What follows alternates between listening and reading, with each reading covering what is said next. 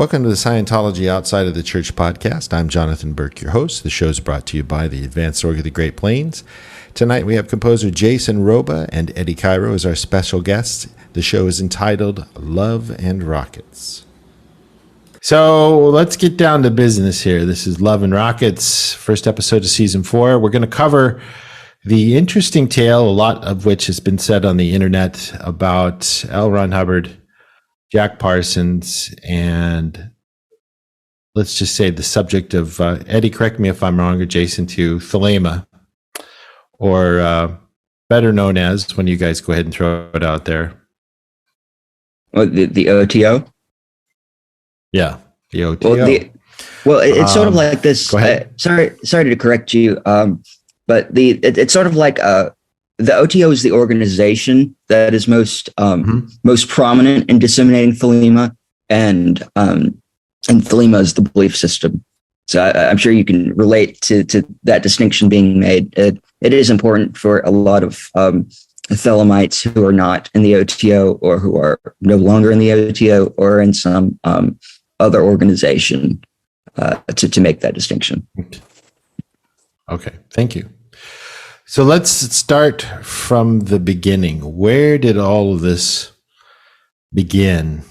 I'm guessing somewhere around the turn of the 20th century, roughly, or a little later.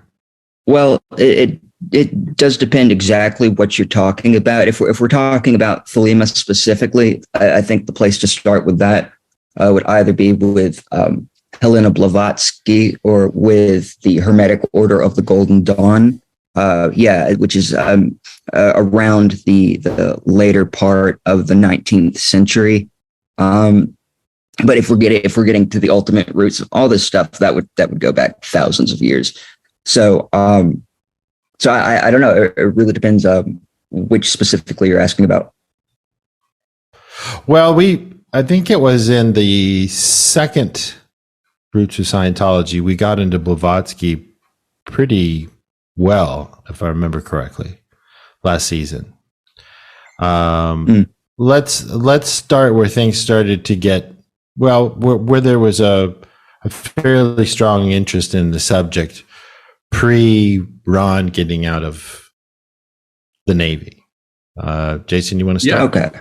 Yeah, I'll chime in there. I would say that Ron Hubbard is part of a continuum of philosophers, and if you want to even say magicians, going back, as Eddie was saying, thousands of years. But most recently on the time track, I would say, as he mentioned, we had the Hermetic Order of the Golden Dawn, which was an occult group there in on the other side of the pond in London. They started about, I want to say, 1888, and they were a magical order that had condensed down a lot of the teachings from Rosicrucianism and some of the other Hermetic sciences and philosophies, and as well as Freemasonry. Samuel Adele McGregor Mathers and a couple of other Freemasons. Eddie, you might be able to fill me in. I don't remember their names. There's S.L. McGregor Mathers, and I want to say 2 other Freemasons started the Hermetic Order of the Golden Dawn, and were kind of bringing forward teachings which were once hidden or kept private from the public, and kept private from being, or kept away from women in particular too. They wanted to make a magical order which was kind of a little more open source and available for female practitioners as well. So you had this initiatory order in England, full of kind of artistic, creative, social misfits, very similar to what we saw, a similar type of group of people that we'd find in Ron's early days of doing research with his Dianetics groups. You'd have that same kind of group of people, but from the late 19th century, as you mentioned, Eddie. So this group of people, they had a whole system of magic and occult philosophy that was based on, as I mentioned, Rosicrucianism, Freemasonry, and other bits of you could even say the different forms of magic, to include Enochian magic, which we don't really need to get into on this show. But going forward, Jonathan, you mentioned Crowley, and Aleister Crowley was a young man his name was Edwin Alexander Crowley, went by the pen name of Aleister, But Edwin Alexander Crowley joined the Hermetic Order of the Golden Dawn. I want to say, what was it, Eddie, in like the 1890s? Yeah, something around that time. Right when we would have probably called this this movement in Europe either the what did they call it? The Bohemians. There was another term for the literary movement that was going on. I can't think of it right now. But what Oscar Wilde and sort of that whole crowd of people were involved in, they all ran in the same circles because this stuff wasn't normal or considered acceptable in any sort of way to Victorian British society. It freaked them out. And this is way, before like the more taboo elements got entered in via Crowley's system. But he took to it obsessively, as he was one to do, and really just accelerated in the program and was able to get through it just in no amount of time. And in fact, the leadership had to kind of tell him, slow down, you're going too fast, and you need to take your time with this stuff. And he didn't like to listen to anyone telling him what to do whatsoever. So that didn't work out. They had a huge falling out. I don't know that we need to get into the Battle of Blythe Road and all that, but there are some funny stories, of course, about Crowley's antics causing problems for him and ultimately for the members of the Hermetic Order of the Golden Dawn. So here's quite the joke. Here's an interesting question that, maybe some people would feel is not the case, but being an independent Scientologist myself and dealing with them on a daily basis here at our organization, most of the people in Scientology are what I would call more literate than the average lay person. Back during this period when all of this was going on with the Golden Dawn and everything, I'm curious, were the members and the upper caste of the organization, were they literate? Were they college graduates? What do we know about that sort of thing? You mind if I take this one? By all means. Yeah, go ahead. Okay, cool. It was pretty mixed, but yeah, most of them were properly educated. A lot of people had been educated at Cambridge, like Crowley. He didn't finish there, but he'd gone to Cambridge and kind of found himself there right before getting involved with the Golden Dawn, and a lot of other folks there. The women especially were very educated, coming from not necessarily aristocratic backgrounds, but from privileged backgrounds where they'd be able to access education and have the time or the careers, if they had them, to be able to dedicate a lot of time to this very high caliber, ultra specific, detail oriented magical system. So it was a mix, but I would say, yeah, most people were either educated or leaned. You kind of have to be in the Hermetic Order of the Golden Dawn. You are going to be studying Freemasonry and Rosicrucianism and Theosophy, which is Blavatsky's system, and so some Enochian stuff. You're going to be exploring all of these things, and it's not something you can kind of do just lazily. You do have to be highly literate and wanting it, much like Scientology, I would say. Jason? I was just going to say, it's kind of funny. Eddie, the way you're describing that, it really does remind me of kind of when we're mentioning it being kind of a privileged group, people who had money, time, and resources to float into it. It does remind me a lot of the Church of Scientology, at least at one point in time, maybe in its golden era of the Church of Scientology.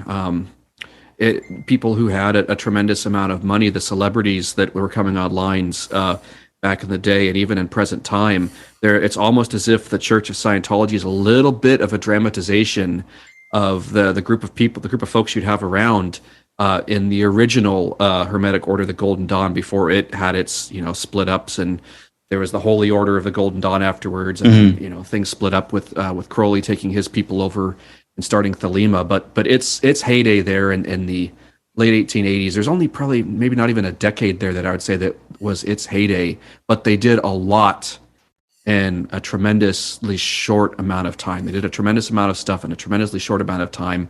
Very similar to, I would say, you know, kind of the 1960s era of the Church of Scientology. So it just kind of reminded me of that. It made me smile a little bit about the way that you said the thing about these people that have money and resources. Well, thank you. Hold on. Can we pause for a minute? I need to comment on it. I'm sorry that I keep hearing somebody's ding go off, and it's going to be really hard to remove in post. Yeah, no problem. Sure. Okay. Yeah. Sorry. All right. We can start again. All right, I'll just pick up. But yeah, no, okay. No, thanks for saying that, man. Like, I have to agree. That's probably a good comparison. Yeah, I don't know how the church is, especially today. I imagine it's shrinking in size. So maybe the people there who are involved are more wealthy, maybe less.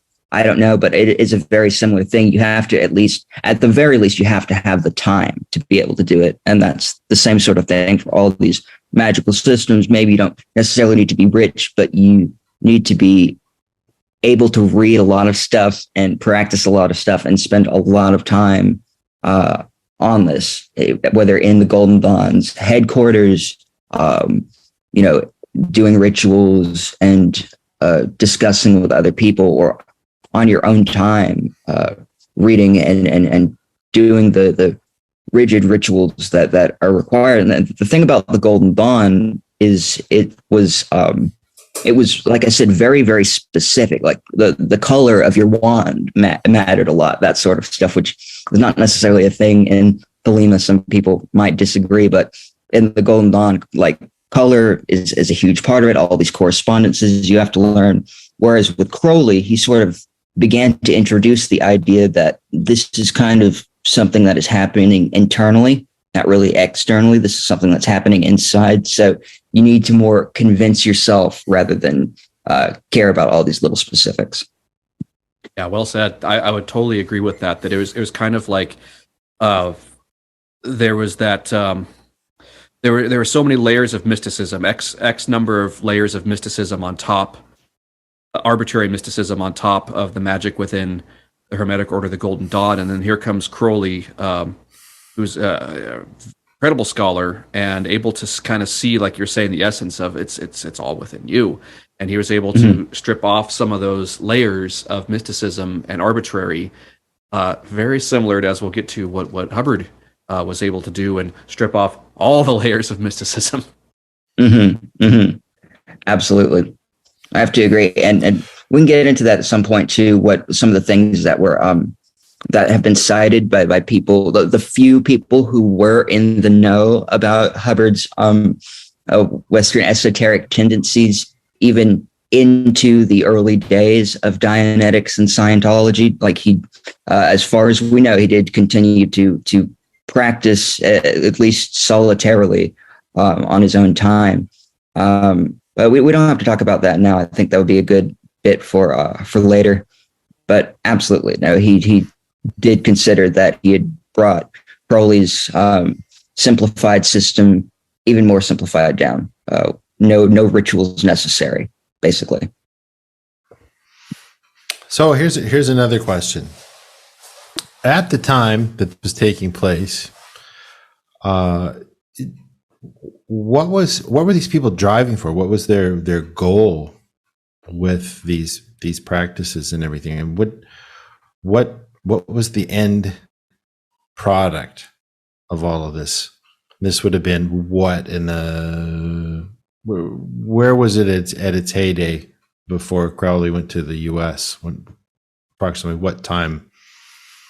Well, what age was? Place? Well, this is the turn of the. When was it, as far as on the timeline? Turn of the century?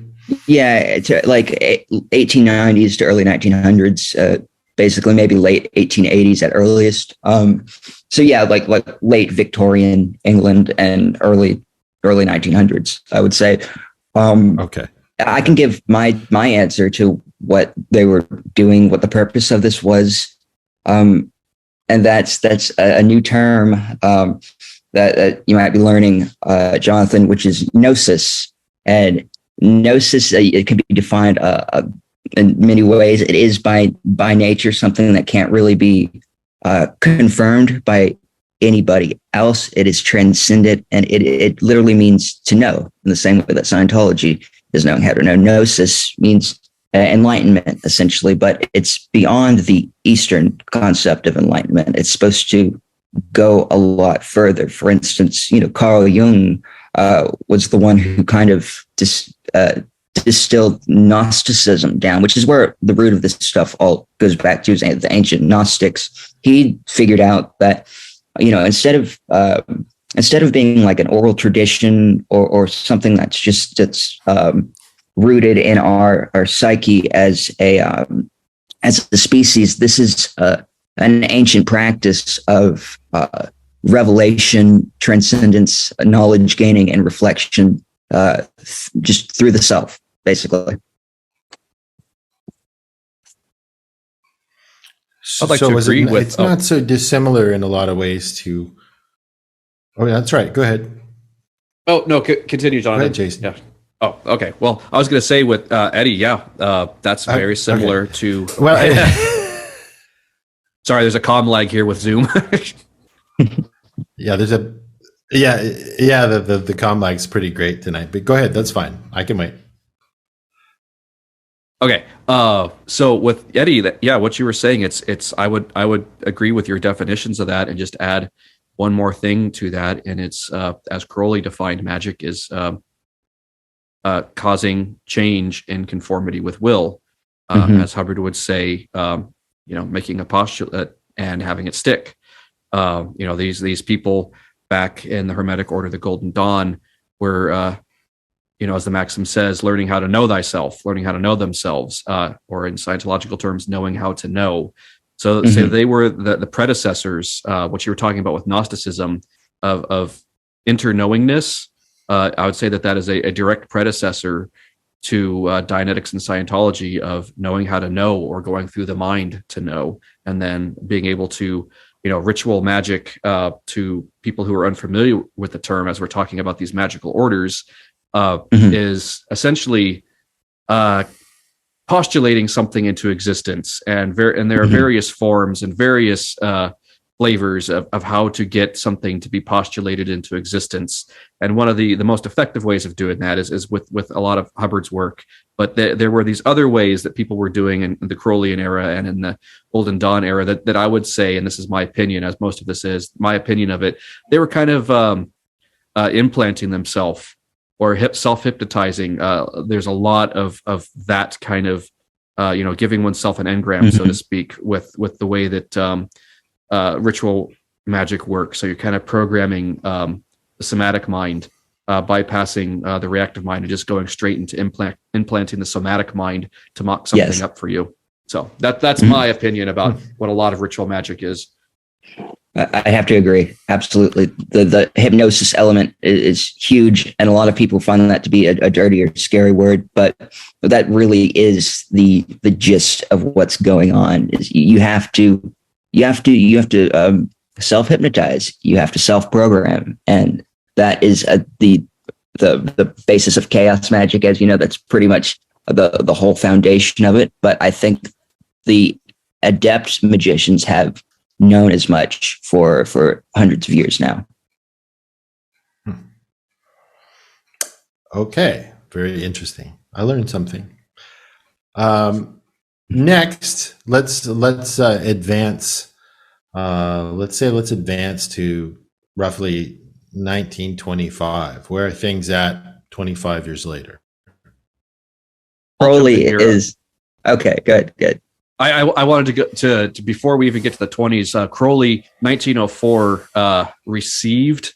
We want to use that term. Was inspired to write his magnum opus his first book was the Book of the Law, which is what the Lima and the AA, the initiatory orders underneath the auspices of Crowley based their philosophy off of. That was received by him, and as with his wife as the scribe. It was dictated to him while they were in Cairo in 1904. And that's when there is that big split off, when we've got, the Golden Dawn came to its conclusion, had its EPs, and then Crowley, its End Phenomena, and then Crowley took off, and then we've got, as Jonathan mentioned, we're into the 1920s at this point, and we've got Thelema, whether it's through the Ordo Templi Orientis or the Astrum Argenteum I just mentioned, the different orders of the different initiatory orders of Thelema.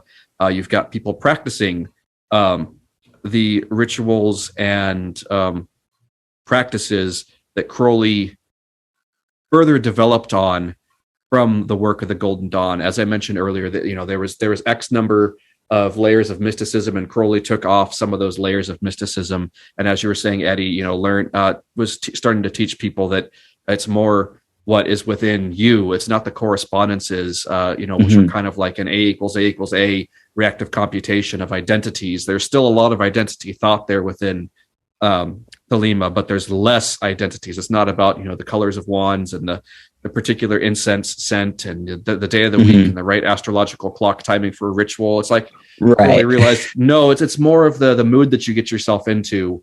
And, dressing up in a costume with colored wands and incense and robes and everything gets you into the mood. That's what gets you in the mood, but you don't need to, have jade incense and copper and, doing rituals on Friday night, because Friday night's corresponding with Venus and all these things.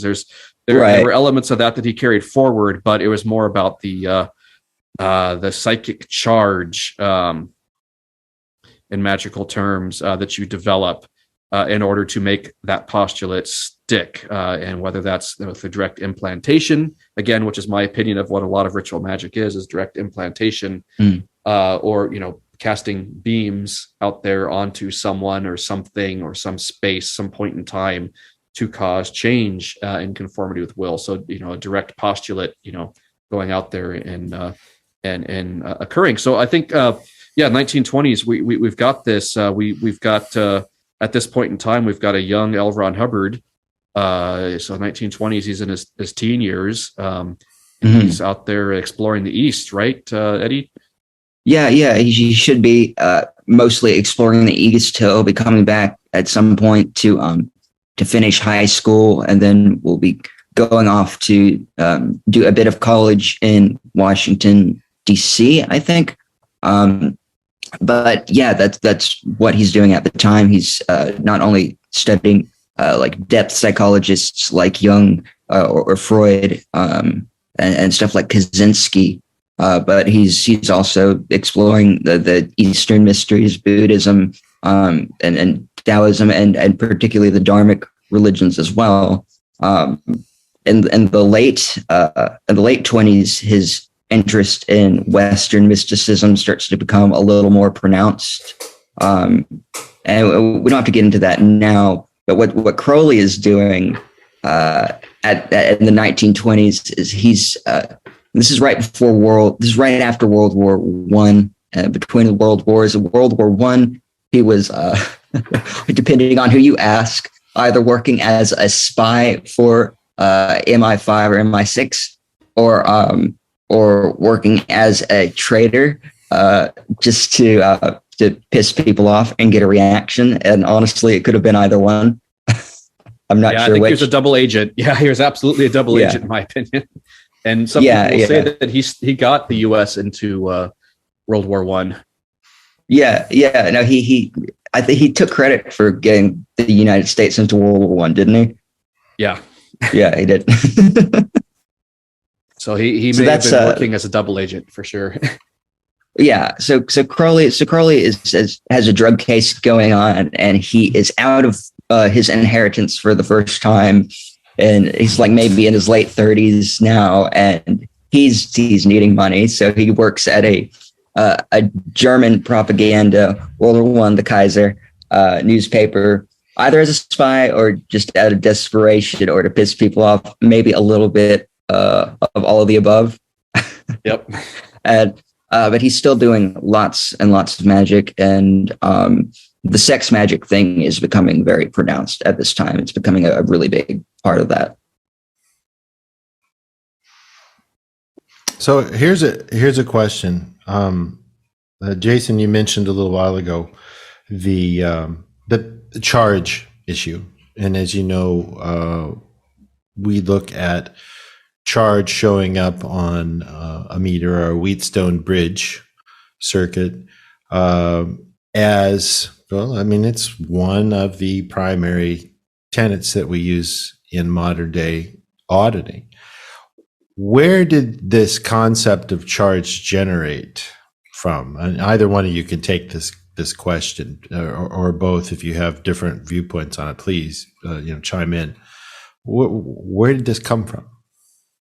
I would say I'll start with this one, and then Eddie, you can take over. You might have a different opinion. I would say that this is one of those terms that has been more brought into definition by chaos magic, and I don't think Crowley or the Golden Dawn were using the term charge yet at all. They may have been using other terminology, but it was, I want to say, it might have been Pete Carroll or one of the chaos magicians that coined that term of charge, which Jonathan, as you mentioned, Scientologically, with charge, I want to say we might be speaking of two different definitions where we're not necessarily meaning mental mass that can be measured, but charge having more to do with the in magical definition of it, having more to do with the mood created in order to fixate one's attention. So as Eddie, you were mentioning, the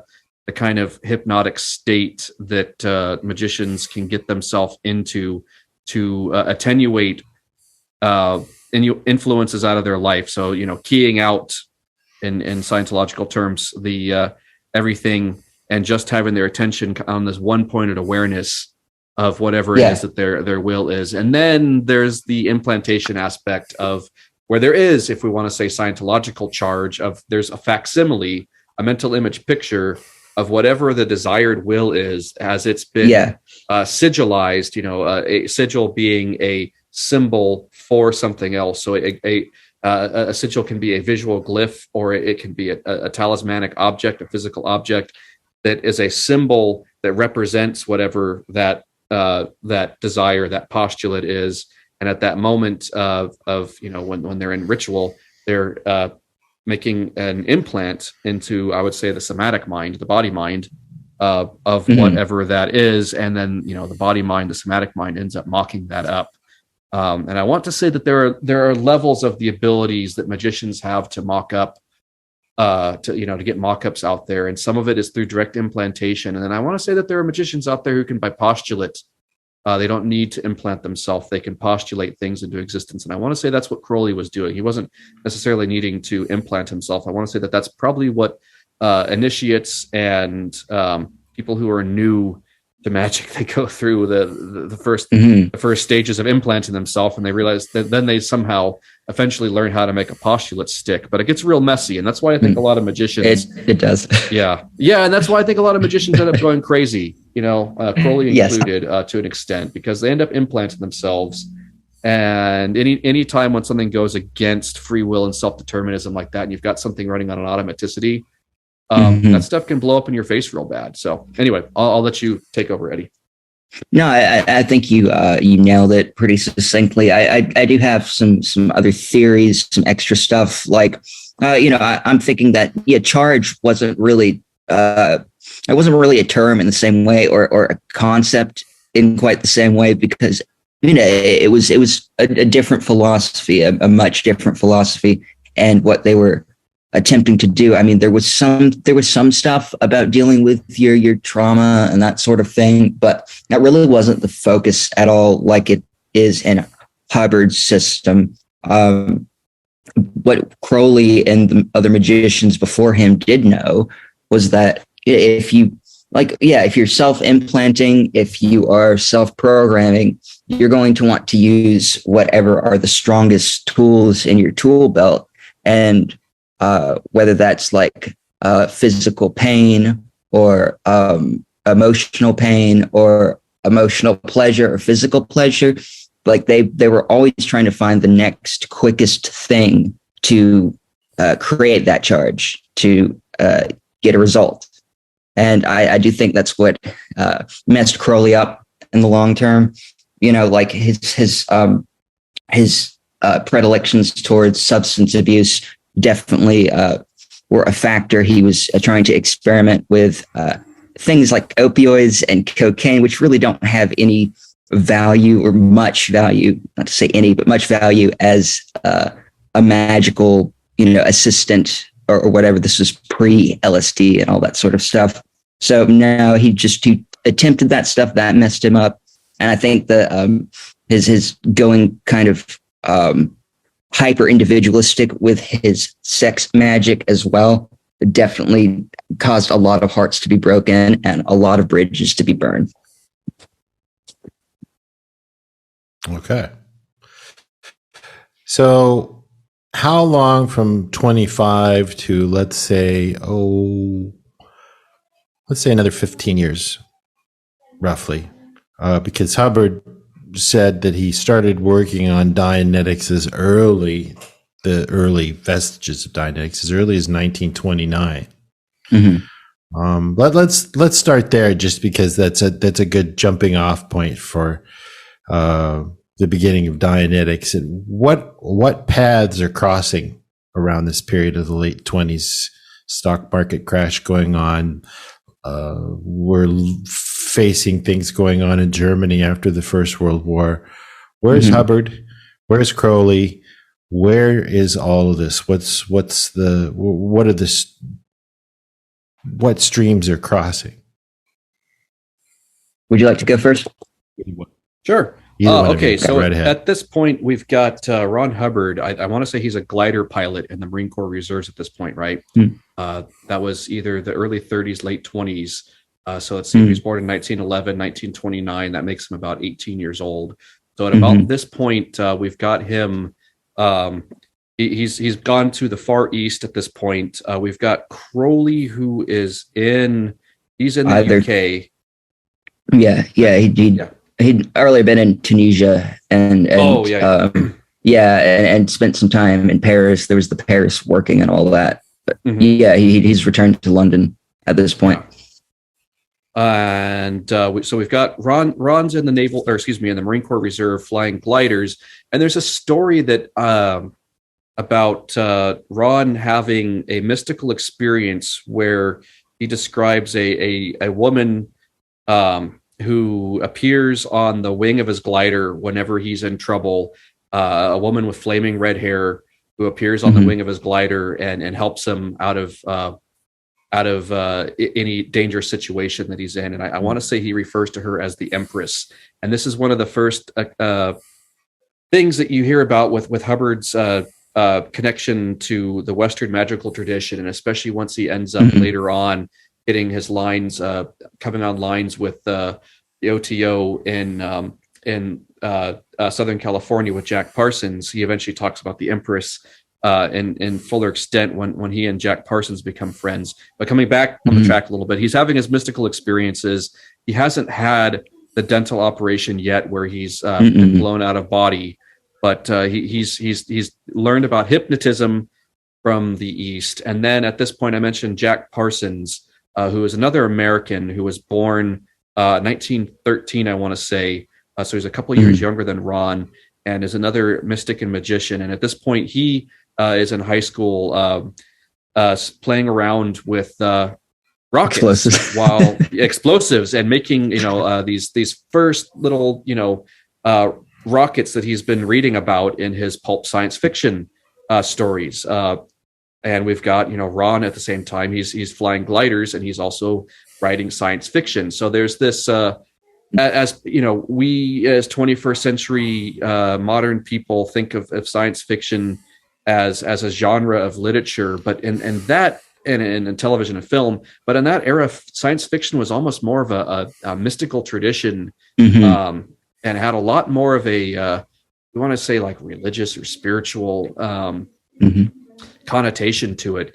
So you had people who were very much inspired by the writers of science fiction from that era, including Ron Hubbard. So we've got Ron writing about science fiction, and then you've got Jack reading science fiction and wanting to get man to the stars. You have him as a young man looking up to the stars and saying, we can get man up there. We can, these science fiction stories are prophetic, so to speak. If it's possible to think of it, it's possible to be done. If people can write stories about these things can actually be done. So you have him and his childhood friend Ed Foreman and a number of other folks getting together to make these rockets in the Arroyo Seco down there in Pasadena. So we've got, I think Ron at this point, he's in Washington State. I don't think he's gone away to Washington, D.C. yet to go to college, but he's, so we've got these two Americans, both interested in rockets and science fiction.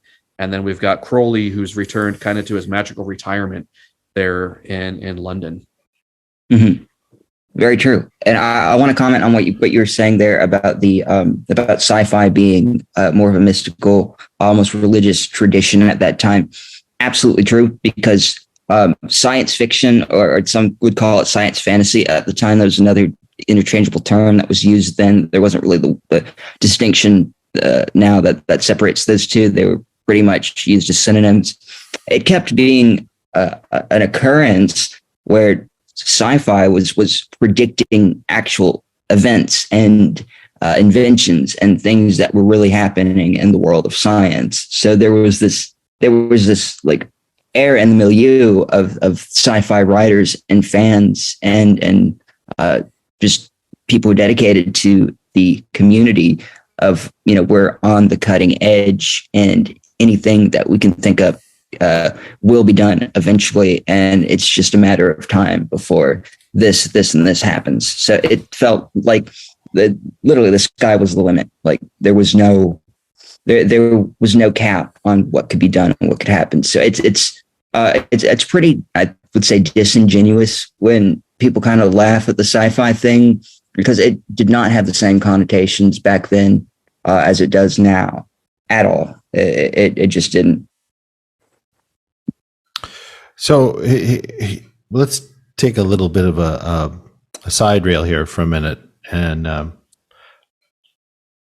in listening to what you guys are saying about the period here in the late 20s to early 30s, what do you think the role of, well, like you said, it's science fantasy, science fiction. What do you think the role of that at that point in time had on the development of that generation in wanting something more from philosophy and or religion?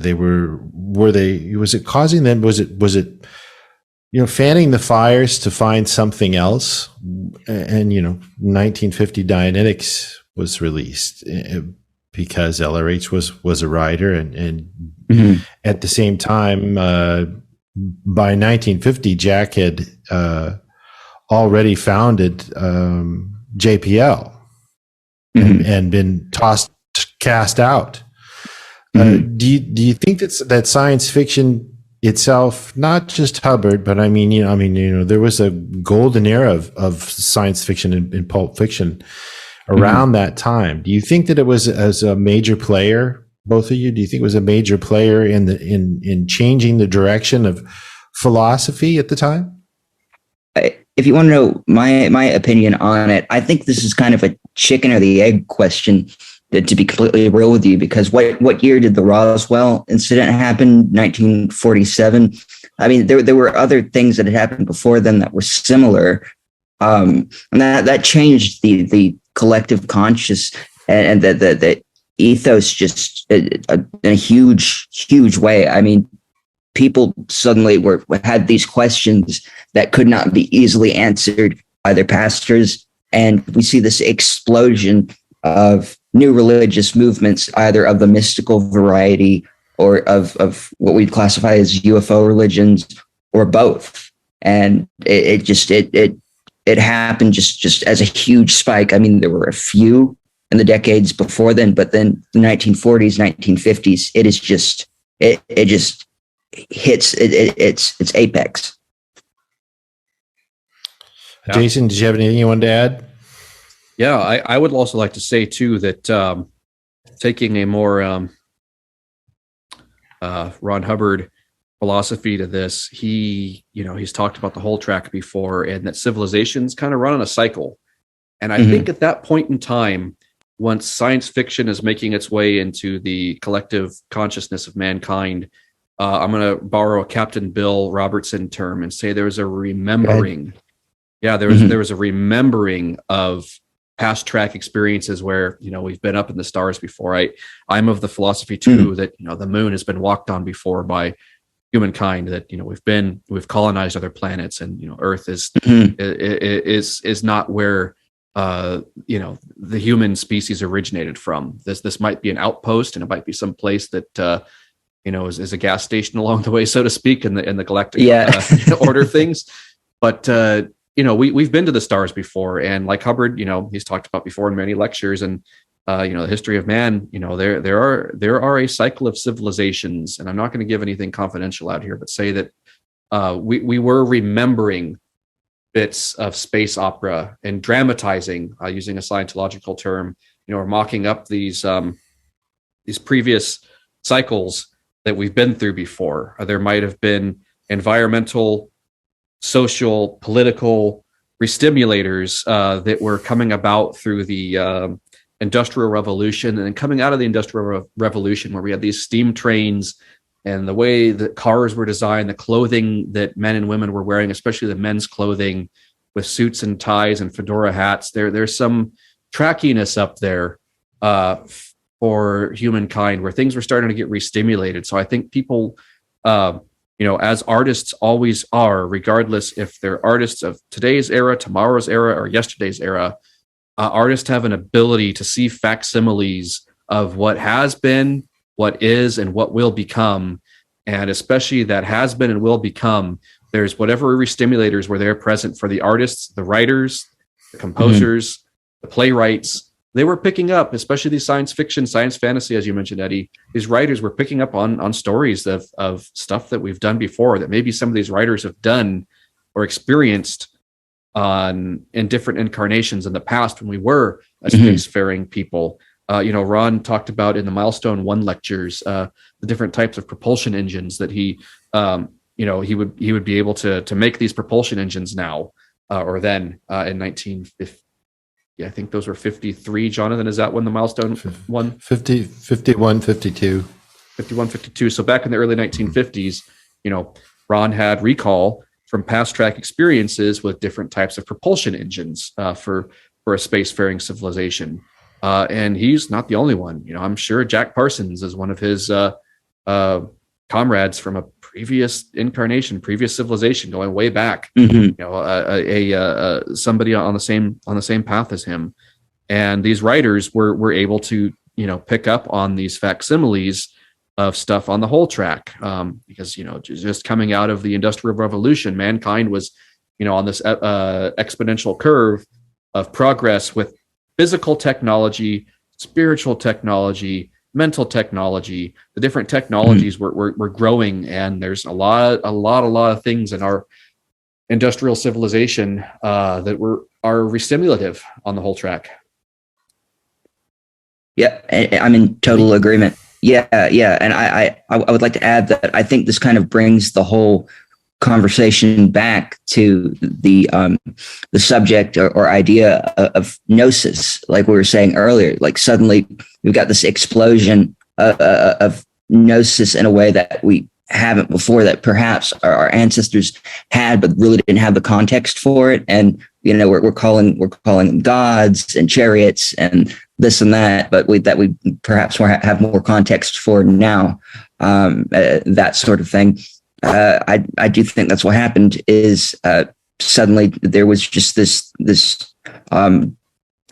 explosion among the population of mystics and people who were interested in this sort of thing, who were beginning to, either through self-hypnosis or whatever means of achieving gnosis, they were recalling this stuff and in a way that was no longer seemed primitive, or to be like not to insult past cultures or whatever, but that seemed a little more in line with what was actually going on.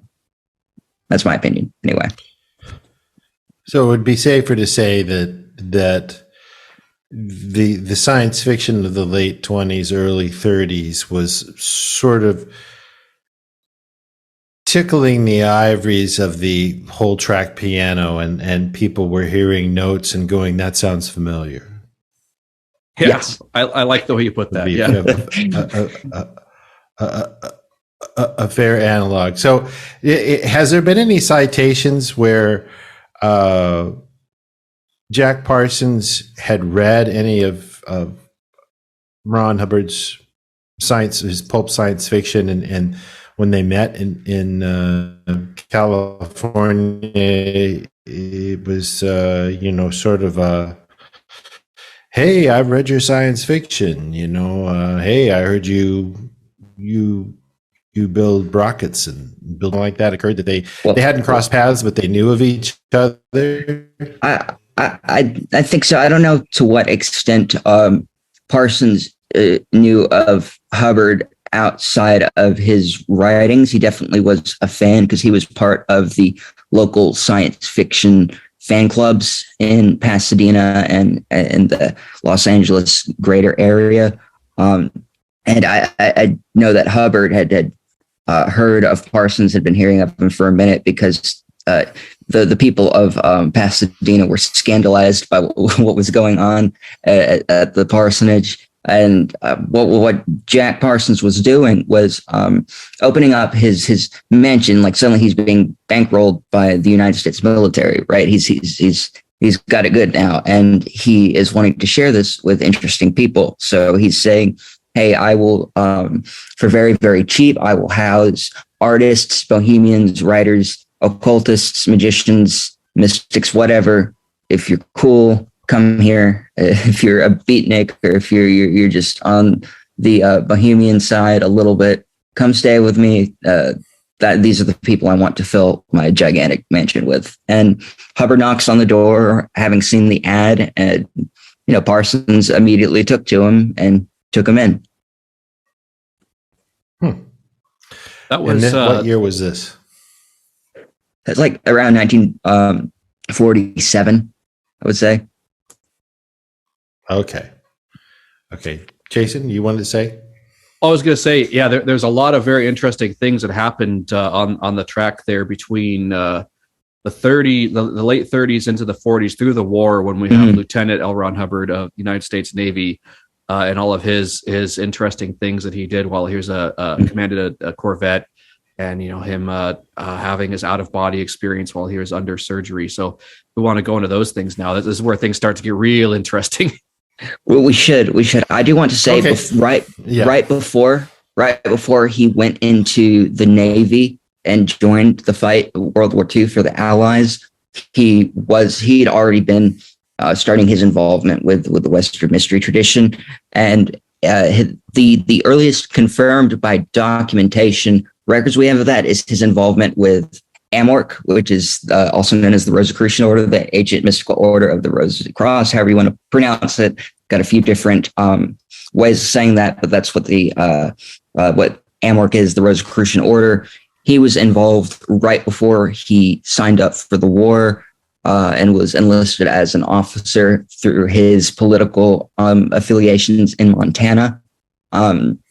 So he was involved with them, and in a relatively short time period was able to get pretty far in their graded system. And we could talk about this later, but he was in fact sued, or at least attempted at being sued. I'm not sure what the outcome of the case was. They might have settled out of court, but he might have taken care of it extrajudicially. I don't know. But Amorc did try to sue him for breach of contract and copyright infringement, alleging that the earliest versions of the OT levels were things that he had learned and swore to secrecy, at least partially, within Amorc. And that's an interesting bit that you don't usually hear about when getting into the occult background of L. Ron Hubbard. Jason? Just like Crowley, I think that he had the same lawsuit with the Golden Dawn that they were trying to say, or they were saying that Crowley lifted materials from the Golden Dawn, but you look at the Golden Dawn and they were lifting it from Freemasonry. So there's been this continual lifting of information, and then the people who it's been lifted from going, hey, that's mine. And their successors, their successors take that bit of knowledge, wisdom, experience, and refine it alchemically, reducing it down into a more potent and effective art and science. And but that's interesting. I hadn't heard that story about the lawsuit, Eddie's, but it's just so funny because it's just dramatization of Crowley, and then the same thing with S.L. McGregor Mathers, William Wynne Westcott, and there's one more. He'll come to me later. I got the two, so I'll remember the third by the end of the show. No, I hear you. The thing about those guys, they were all using alias. Like McGregor Mathers was not Scottish at all.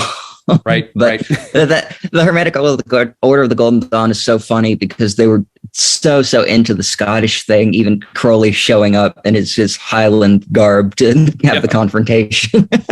With his mask, his Osiris mask on. Yeah. Yeah. I think I was there. So this is this is a pretty common thing where everything is derivative from one thing to another, to another, to another, to another, and you get a refinement or a distillation, and then you come to Hubbard, who, in my estimation, is probably the best distiller of information the world has ever seen. Now, of course, I'm biased, but he wrote so much that he knows how to use the spoken word, and he was able to compare these things, and he would take bits of data from this and bits of data from that, and he would put them together, and they would make really interesting bedfellows in a positive sense. Like we have word clearing, which clearing words or defining words. And help me out on this. This is not something I'm really well schooled in, if you guys know the information, but all of the study tech that we have in Scientology was somebody else's. And he said, by God, this sounds really interesting. Even back in the 1950s, there was nothing in Scientology or Dianetics that had anything to do with word clearing. But if you have a misunderstood word does show up on an e-meter. And come to find out that the basis of all overts is a misunderstood concept, word, or symbol. And it's part of the study tech of first and second phenomenon of a misunderstood word. So here again is an example of how many different places did all of this information come from, and it was distilled down. And as you said, all of the window dressing was taken off of it from everything prior to it, and it was, for lack of a better word, homogenized into the 50s and into the 60s.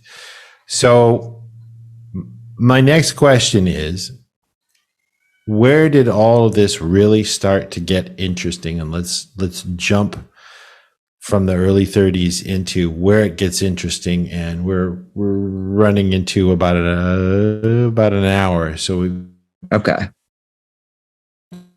another hour and a half, 2 hours to go. Okay. I mean, I think where it gets interesting is, of course, the obvious answer of the Pasadena OTO and Jack Parsons, right?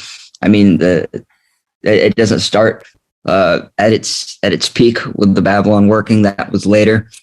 But so, Hubbard shows up at the door. He knocks on the door, shows him the ad, like, hey, I'm here about this.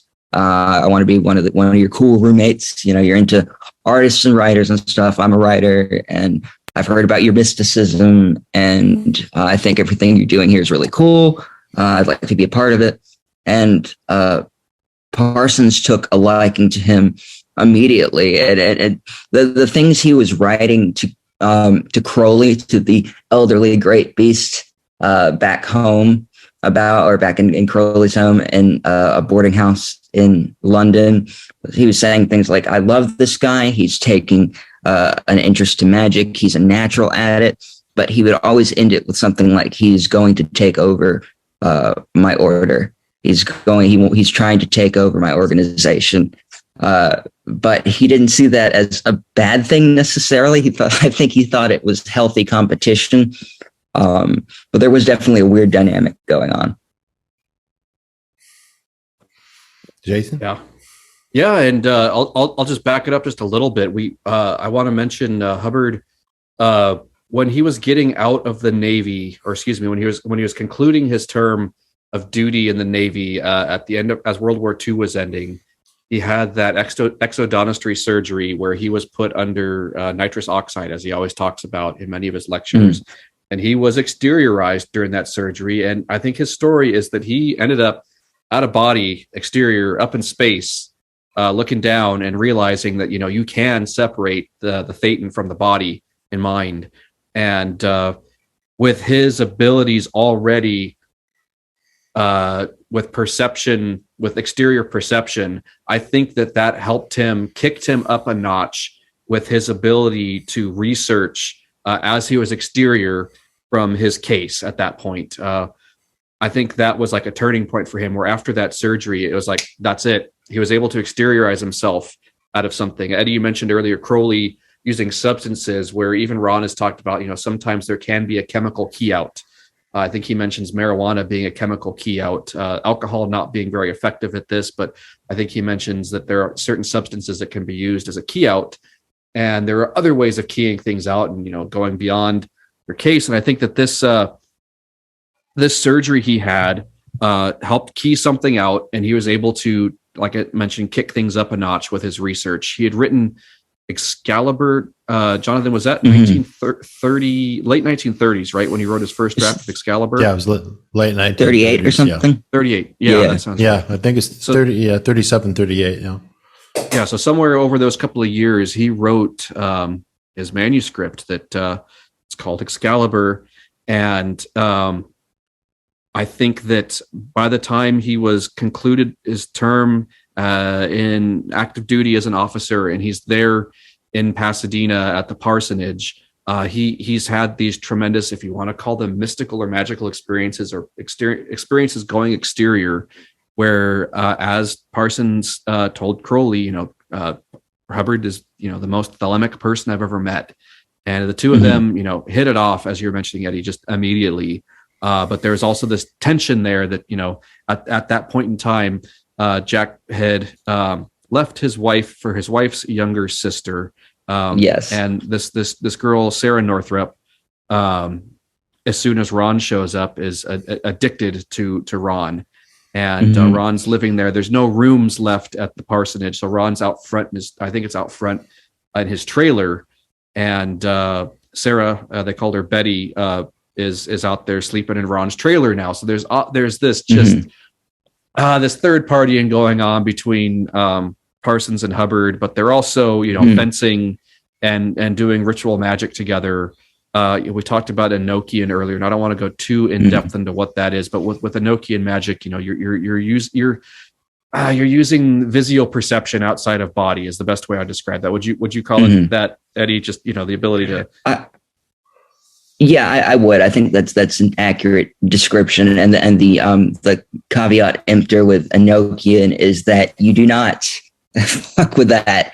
Pardon my French, but I have to be blunt here. You don't get involved with Enochian magic unless you are in an incredibly stable emotional place. I have known personally way too many people who have thought, oh, I'll just dabble a little bit in Enochian, and then they're psychotic. It's sort of comparable to people who kind of jump the gun in the grade system and Scientology. They go too fast without doing the necessary work, and it's really easy to do that in Enochian.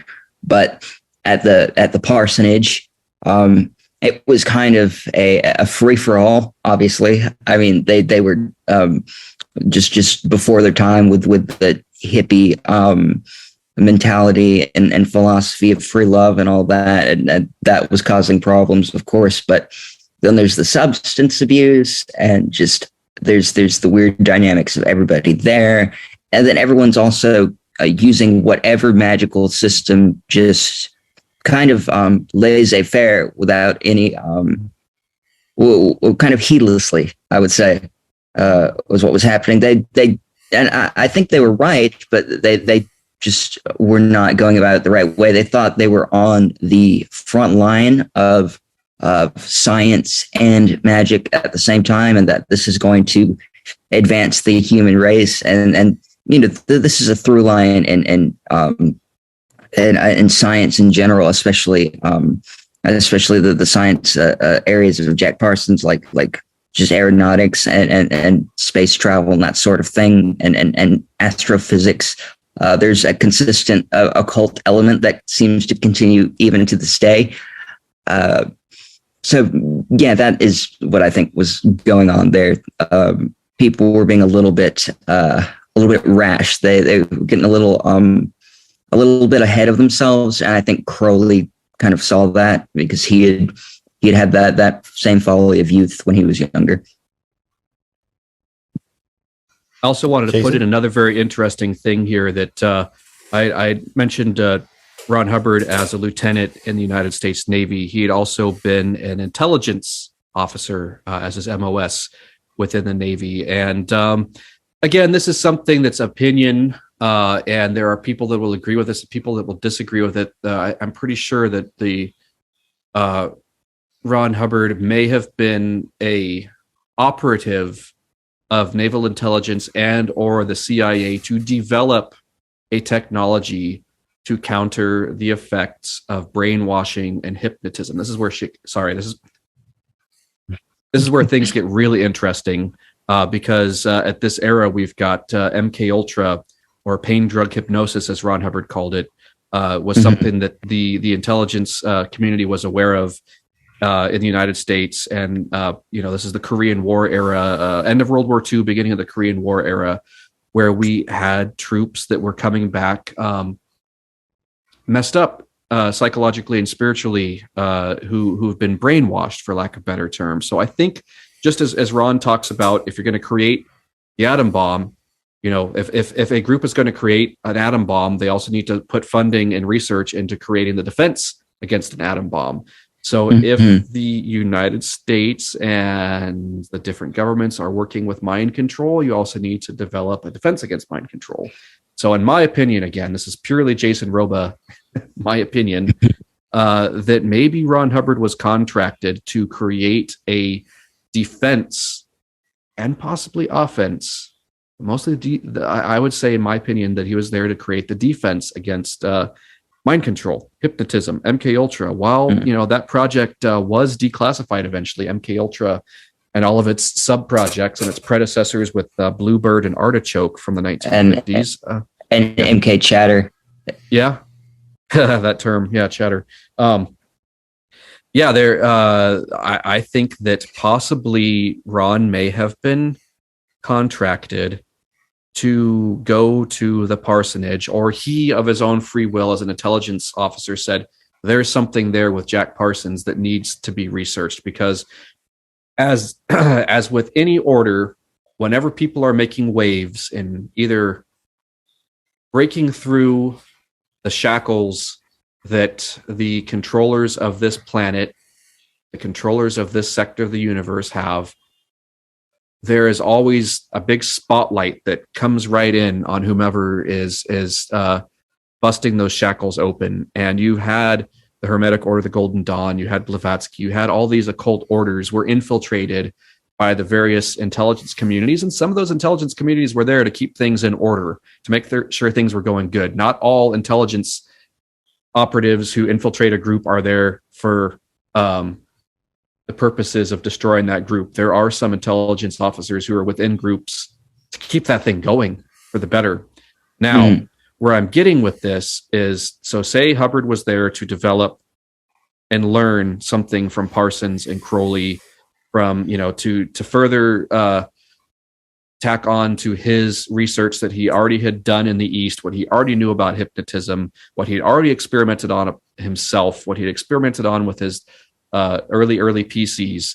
He was working on developing a way to undo brainwashing. Now, what I'll say again, my opinion is that he was there as a naval intelligence officer and maybe a CIA operative.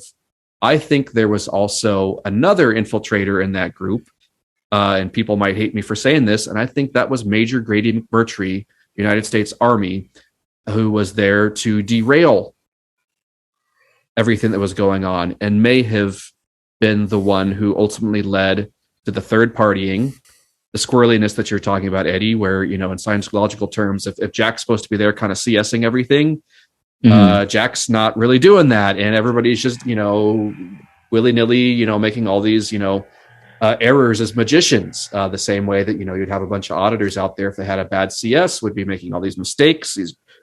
So we didn't have Jack putting in ethics in the group, but we had this strong figure of Ron showing up. And as Jack wrote to Crowley, that, Ron's, he's bringing order. He's brought order to that group.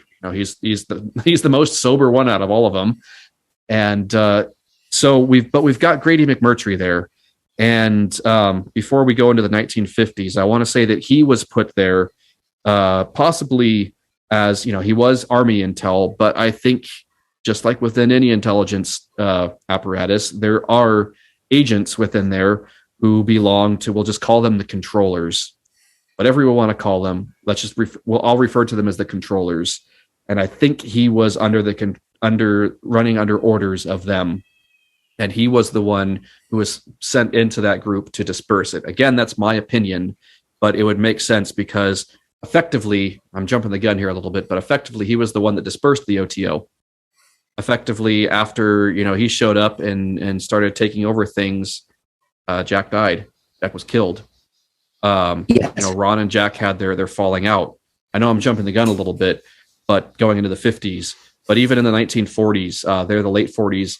Eddie, you mentioned the Babylon working. I'll let you talk about that one. But yeah, that's my opinion about the intelligence community, MK Ultra, mind control, and then a defense against mind control, which I think is the real meat of what makes Hubbard's tech so special and what gave it such oomph in the beginning, because there was a real problem on Earth, on this planet, again, that's been extant for eons, for millions of years, this control mechanism. And I think Ron was aware of it, obviously, with Excalibur. And, by the time I think that the Navy commissioned him, and possibly the CIA, gave him some funding as well. That's how he was able to go in there and develop Dianetics. If you look at Dianetics from that point of view, it is a defense mechanism. It is a weapon against mind control. There are stories that Hubbard was able to take plants within his own group and probably within the group there in Pasadena, put them in session, and then bring them on lines with them, undo the positive suggestions that they had been implanted with, through just simple, Dianetics Book 1 style auditing with, commanding the somatic strip around and, getting people to find the incident where they're implanted and, run the incident. And then suddenly they're no longer, MK Ultra anymore. They're no longer running under other determinism. So it's real interesting to look at the the Dianetics tech from that perspective. And then, Ron later turning his sights onto his own project with Scientology after he had, EP'd everything with, he had the end phenomena with the CIA and naval intelligence, possibly with creating Dianetics. That mission was complete. And then he was able to research Scientology, which was, more of a spiritual practice where all the things that he was interested in, he could bring into Scientology, where Dianetics was almost more of, an apparatus designed as a defense mechanism. And it wouldn't surprise me if it was used as a defense mechanism within the United States military and the Allied forces to undo some of the brainwashing and mind control that occurred in the 30s, 40s, 50s, and beyond. And I'm sure a lot of that's classified. And I might have somebody show up knocking at my door right now to tell me to not talk about this. You know what? If I can, sorry, go ahead. Yeah, go ahead. Well, I was going to say, if I can jump in here, I'm mostly in agreement. I kind of see it this way from what the I don't know how to put it, the mechanisms of coercive persuasion and thought reform, if we want to be politically correct, that I've looked into, it really seems as though it was discovered very early on that there is a thin line between brainwashing and unbrainwashing. There's really it's like a fine art to try to pull somebody back from other determinism, and I do think things got messed up at some point, obviously way later down the line, like decades afterwards, and we had the quote unquote Black Scientology thing start coming around. I do think this is something that was known at the time, or at least it was beginning to be known, and that they were just poor souls at the mercy of the United States and intelligence apparatus who were the guinea pigs for this sort of thing. But there is a major occult element, because that's really where all this stuff comes from, is from depth psychology, which is from the occult and from people doing this to themselves, and whether successful or they mess themselves up long term, like we were talking earlier. That's my opinion on the whole thing, but I think we're basically in agreement. And this brings up an interesting point from my perspective as an auditor, that when you're looking, Eddie, you mentioned Black Scientology, or as Hubbard called it in December of 51, January of 52 on the Philadelphia Doctorate Course Lectures, Black Dianetics. And he talks about self-determinism, and don't covet Dianetics and change it for yourself, because you don't do that. It's for good. Now I'm gonna take a fork in the road, and I'm gonna come back here. In all of these teachings that predate Dianetics and Scientology, Thelema, and all the way back to Golden Dawn and Hermeticism. Hermeticism, to me especially, I'll get to this in just a second, that Hermeticism seems like it was logical and it was for good. Would you say, both of you, would you say that all of these different quote unquote philosophies and practices, were they all for good? Because in Scientology, as an auditor, you're trying to restore the person's own self-determinism and make them return their ability and power to them. Were these earlier iterations that things were pulled from and distilled down into Scientology and Dianetics, were they the same way, or was it dependent on who was on the board at the time? Jason, you first. Well, I think Hubbard will even take the same stance in saying this, that a technology as it exists can be used for good or evil, depending on the intention of whom is wielding that technology. To answer your question, Jonathan, I would say that, yes, these orders were started with people whom had good intentions. We were talking about the Hermetic Order, the Golden Dawn, earlier, and there was a good intention behind that, with the idea of letting women in, the idea of making it more open source so that it wasn't hidden away into these secret societies, of these good old boys clubs, that people who wanted to join, who wanted to become initiated into the Golden Dawn could get the technology. Same thing with the Lima. Crowley wanted, the whole concept of do what thou wilt shall be the whole of the law. That whole thing is the ability of bringing about individual liberty and freedom. However, people can come on lines in these groups, just like with Scientology and Dianetics. There's always that group who will come in and find a way to use it for evil. And I think that's a story that's as old as life itself. Yeah, I have to agree that I think that that is, it's just kind of, you can call it group psychology even if you want to. It's something that happens, whether it is intentional by some malicious and powerful group of people, or just by nature of third partying and just what happens when you get more than two people in a room for too long together. It's just one of those things that keeps occurring. And when you're dealing with people who are the personality type attracted to Scientology or the more traditional Western mysteries, you're going to get a lot of clash. You're going to get a lot of the same people. And eventually that spite or whatever you want to call it is going to lead to what we see it in Thelema, even within the OTO all the time. Just somebody will have a grudge and suddenly they decide they're the exception. They're the most powerful magician in the world just of this moment. And so they can become what this is such a silly term, but they can be a black brother for a minute, and that they can just have complete ill will towards this person who has slighted them, and use their will and use their magic and make a postulate against them, and that is not going to negatively affect the entire group. But we know that's not realistic, really. Like we see what happens to an organization that even has just a little bit of that going on. So when people start using this technology that is meant to liberate them, you're supposed to find your true will in Thelema, which does not mean just become all powerful in your willpower. It's way more complicated than that. Basically, finding your original spiritual purpose, I would say, and people lose sight of that.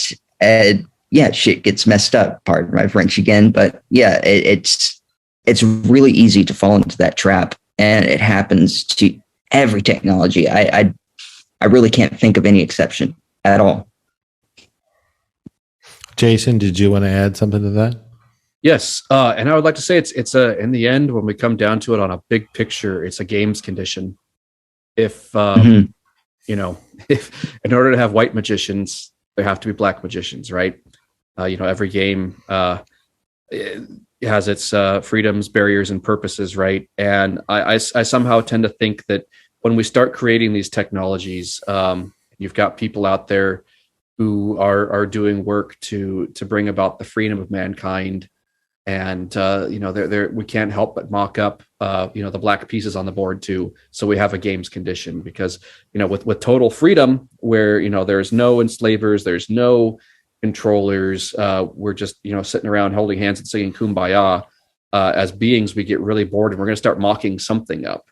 So it's almost like we've, over time, as we've been playing these games, we've been refining our game, and then also refining our adversaries that we mock up on the other end of it. The black magicians, the black Dianeticists, the black Scientologists, the church versus the independent field, and all of that. Like that, we find ourselves in these game conditions.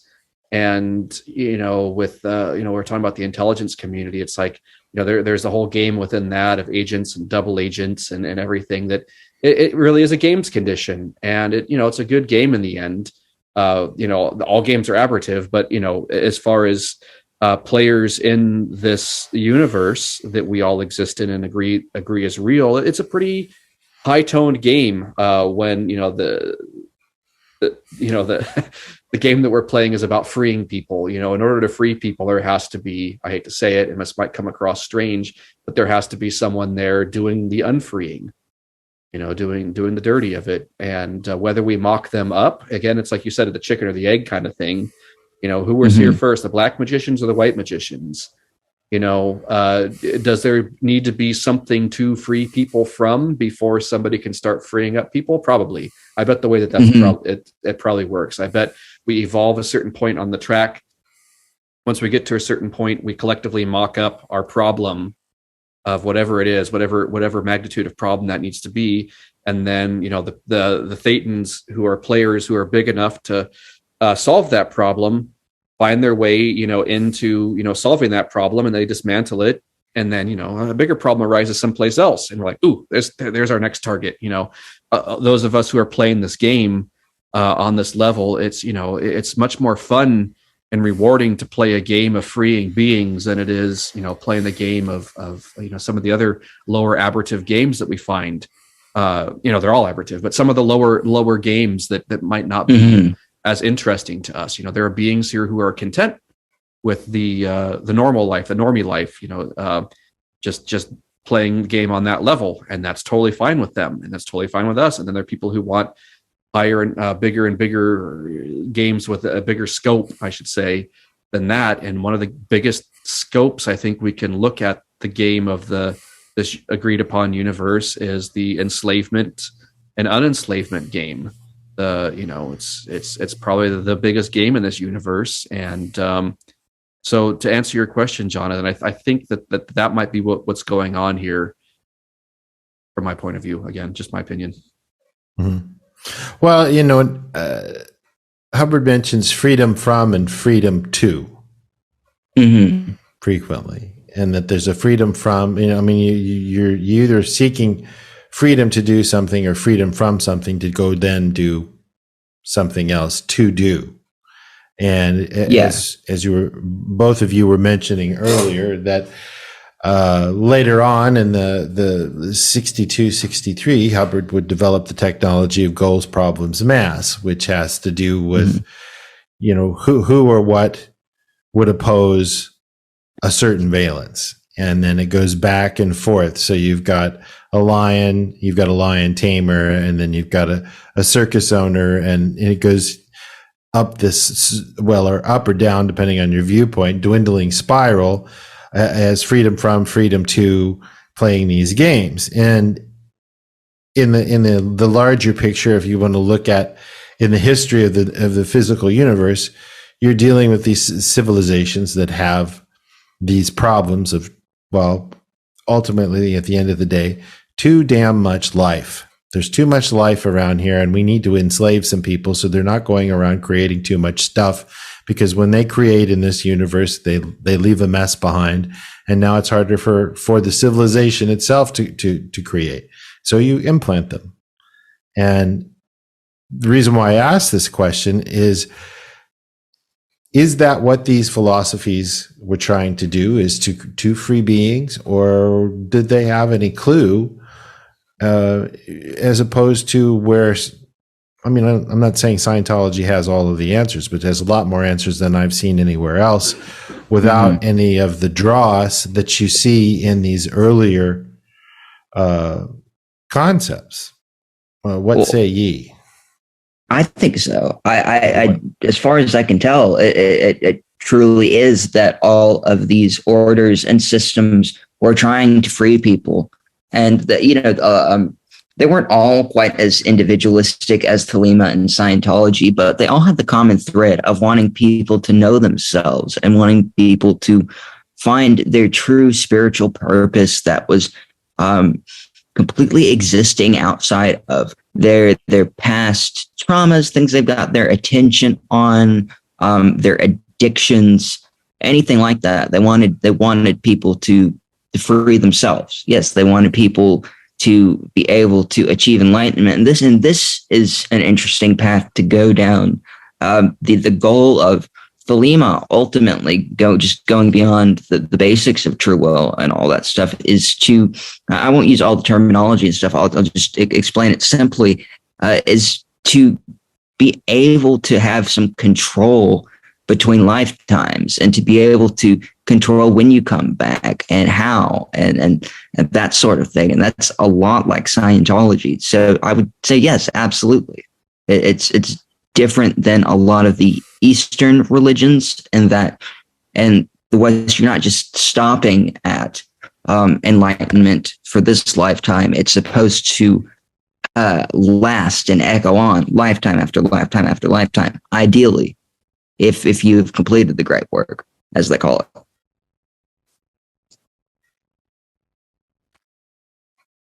Yeah, and I would say, going along with that too, that with magic and what you were talking about, Jonathan, with are they there? These systems of magic there to free people up? Hubbard has talked about before. I'm not sure on what tape it is. I want to say it's in one of the one of the St. Hill special briefing courses that I think he said that Scientology, the technology as it is, existed before in some other form, either here in this civilization or in a previous civilization.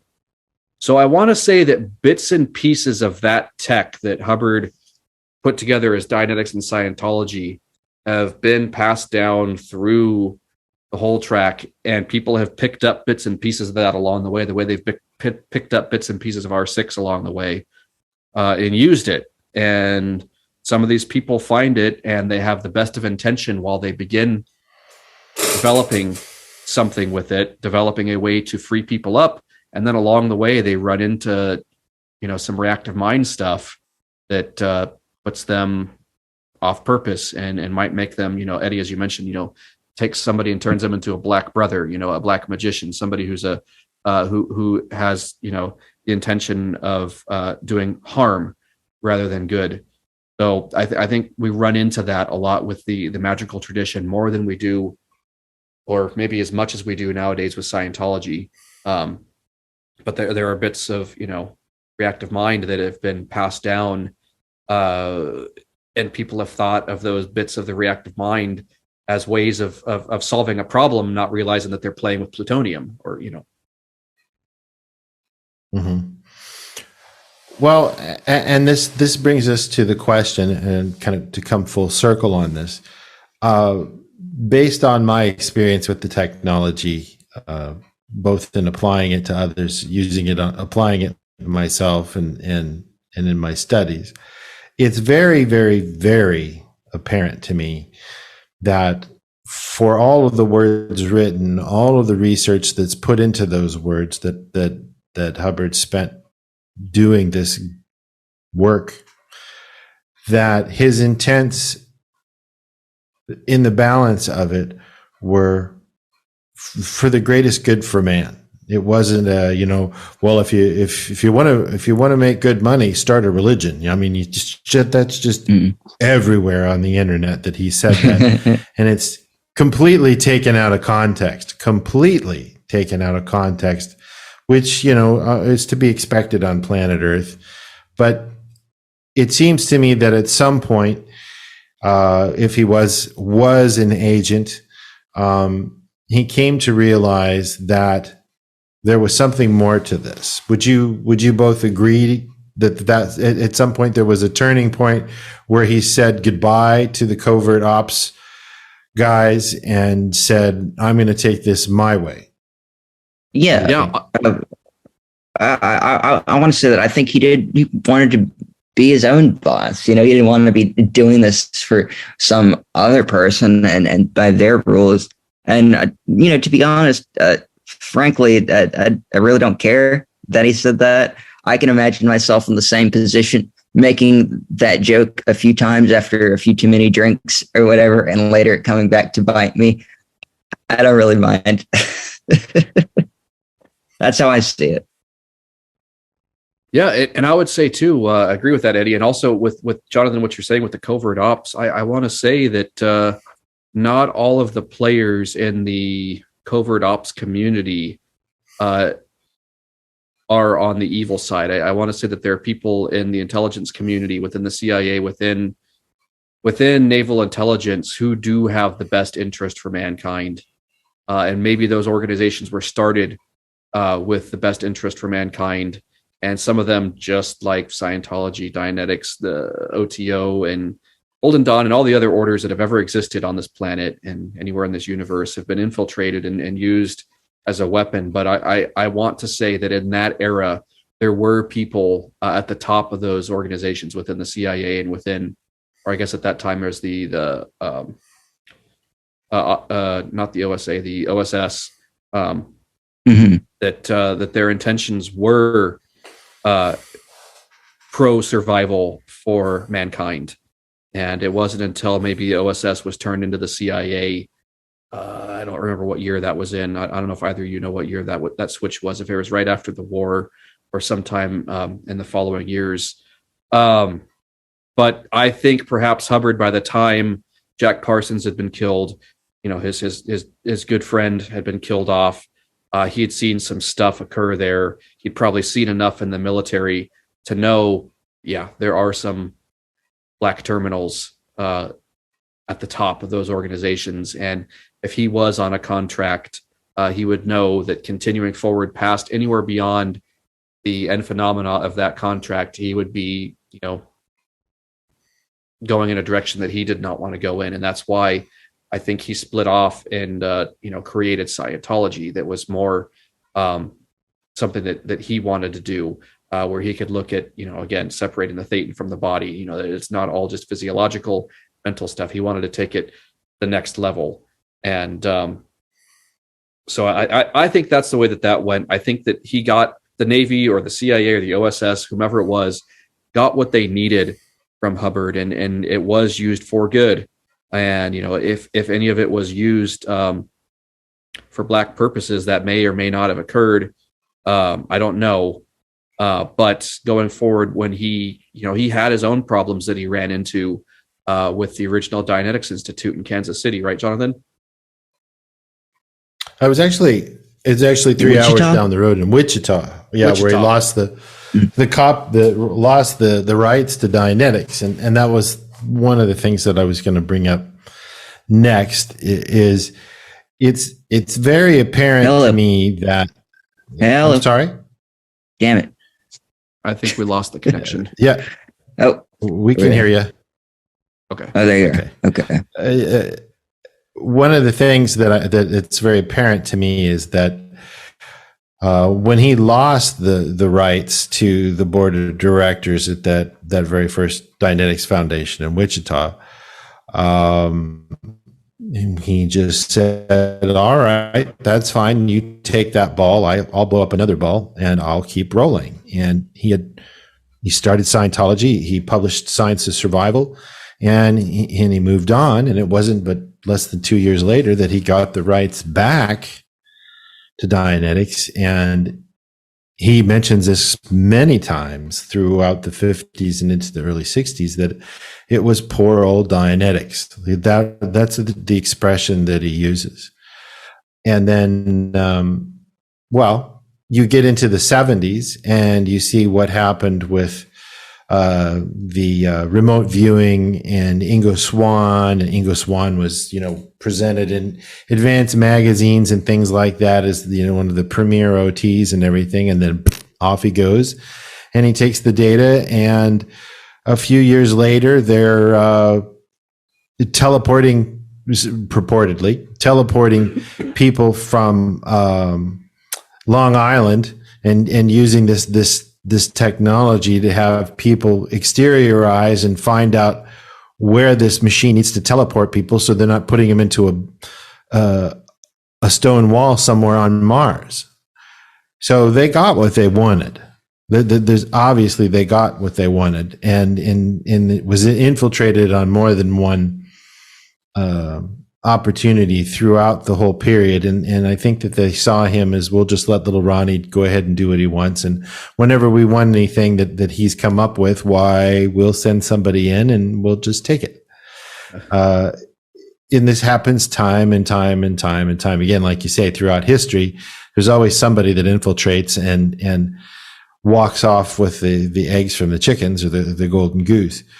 In the end, where does this leave us in the early 50s with him deciding that the path that he wanted to go on was his own path, starting Scientology, and Dianetics was still around, but Scientology was the banner that he was carrying up to, almost the 70, 71 when Standard Dianetics was being written.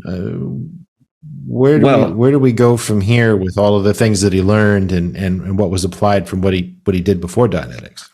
Well, first he did the Babylon working thing in Pasadena, where he was the scribe, and Parsons, I think, as I put it in the previous podcast that we did, was the one who was used as the utility for that. And I think he thought, this is cool and whatever. This has been groovy and pretty weird, but I think I've learned enough, and I'm going to go my own way now. And of course, that was the whole lovers' quarrel thing that happened, and what happened between him and Parsons is really quite tragic, and all that stuff. And then Parsons dies just not long after that, which I almost certainly has something to do with him getting fired from his job with the military. Then Hubbard goes around for a couple of years with Sarah Northrop and is doing occult rituals in his own time and is writing 24/7. He gets interested in Dianism for a minute. He gets really interested in the cult of the goddess Diana, and she might have been the one he thought he had seen during his mystical experiences. No one's entirely sure, but he starts writing out his affirmations, and it is clear that he understands that he can take what he learned and make his own thing out of it and improve on it, and take out all the significance and the woo, and take it down to basics, as his son reported that he had confessed to him was his intention. So that's what he's doing at the time. He's writing Dianetics. It starts to take off immediately after it's published. It's a hit, and the magic worked, you could say, I suppose. And until it didn't, of course, and he lost the rights. I don't know what time period are you asking about right now specifically? Because a lot happened in a short period of time. Well, the time period is he lost the rights in 51, mm-hmm. and around this time, you're dealing with. Well, let's back it up a year. In August of 1950, he this would have been in L.A. and some of the lectures in L.A., where he was telling people that this past life stuff that people are coming up with in Dianetics is a bunch of hooey, and don't pay any attention to it. It's for lack of a better term, much later, it's just dub in. It's just something that's being put there by the person. And then the next day he comes into the lecture and he says, remember what I told you about past lives being a bunch of hooey? Well, forget all that. They're real.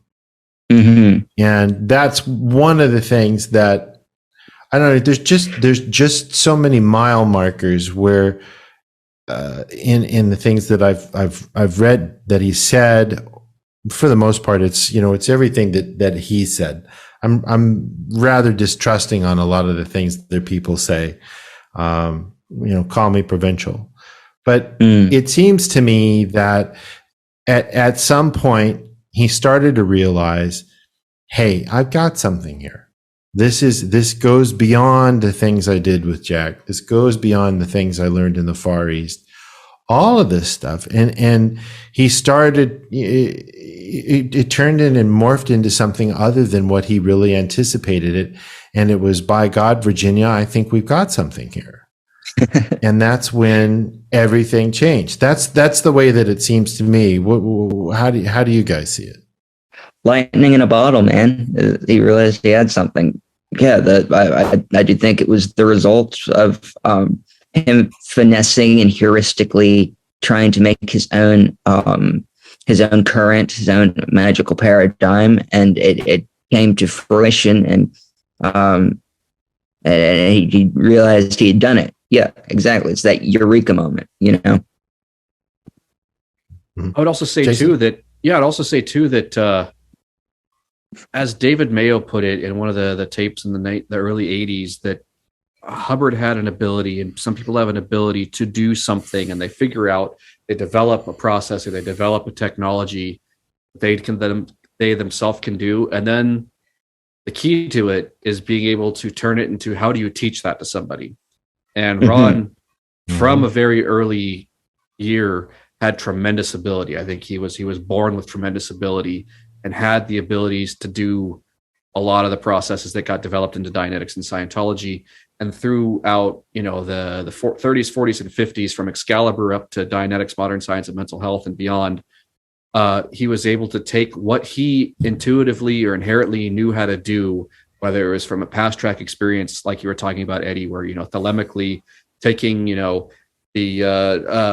philosopher's stone of your past incarnation experience and rolling it over into your new incarnation with all that experience in your future incarnation, the way that different magical schools teach that. I'm sure he's one of those people that had that ability that's just been rolling the ball forward with his experience, with innate knowingness and doingness and havingness of how to do these things. Then it was, he was a writer. He also had, he was like Crowley was a linguistic philosopher.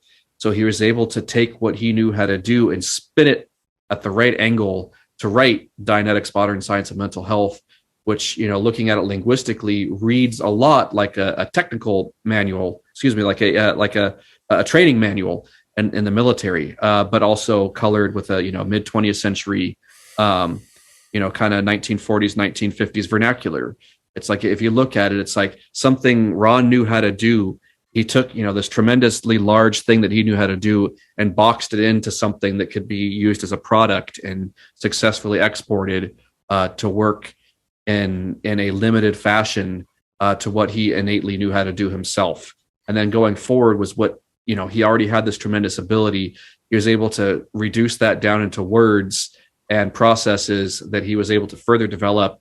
Eddie, you're mentioning some of his time there in Southern California, and Jonathan, you were talking about the LA lectures. I think that's when he was living at Casa de Rosas there in Pasadena or LA. Yeah. It was right after. Yep. So when he was there, it's like he was auditing, and I think he was auditing Sarah. And there's contention about, I want to say, and again, my opinion is LRH Jr. Was L. Ron Hubbard Jr. Was that Sarah's kid?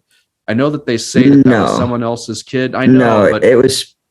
Well, it just doesn't make sense as far as how old he was that he would have been Sarah's. I believe he was Polly Grubb's child. Yeah, that's what the official story is. Yeah.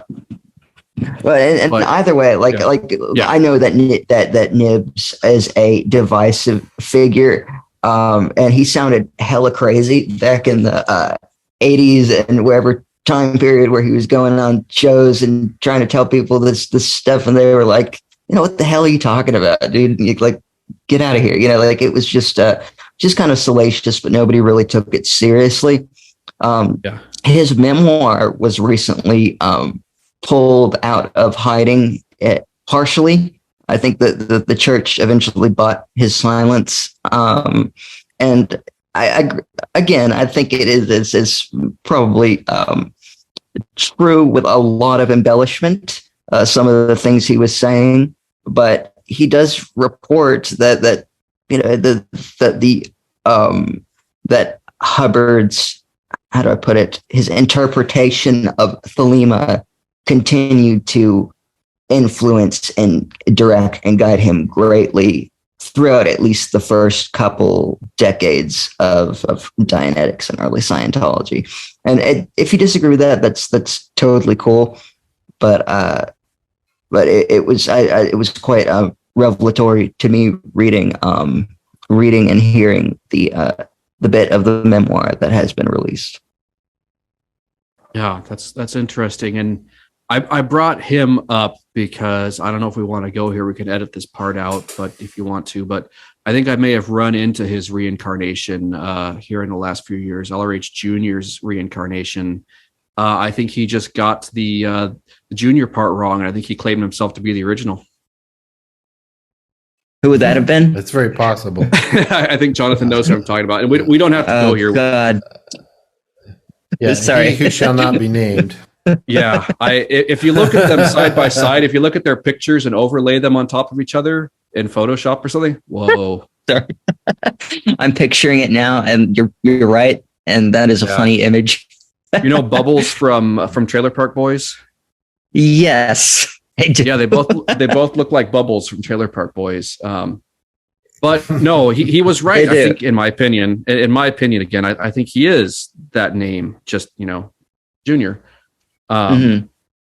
Again, this isn't fact or anything. I'm just that's what my opinion is that perhaps that's LRH Jr., that's Nibs, and it would kind of make sense with some of the troubles that he ran into in his current incarnation.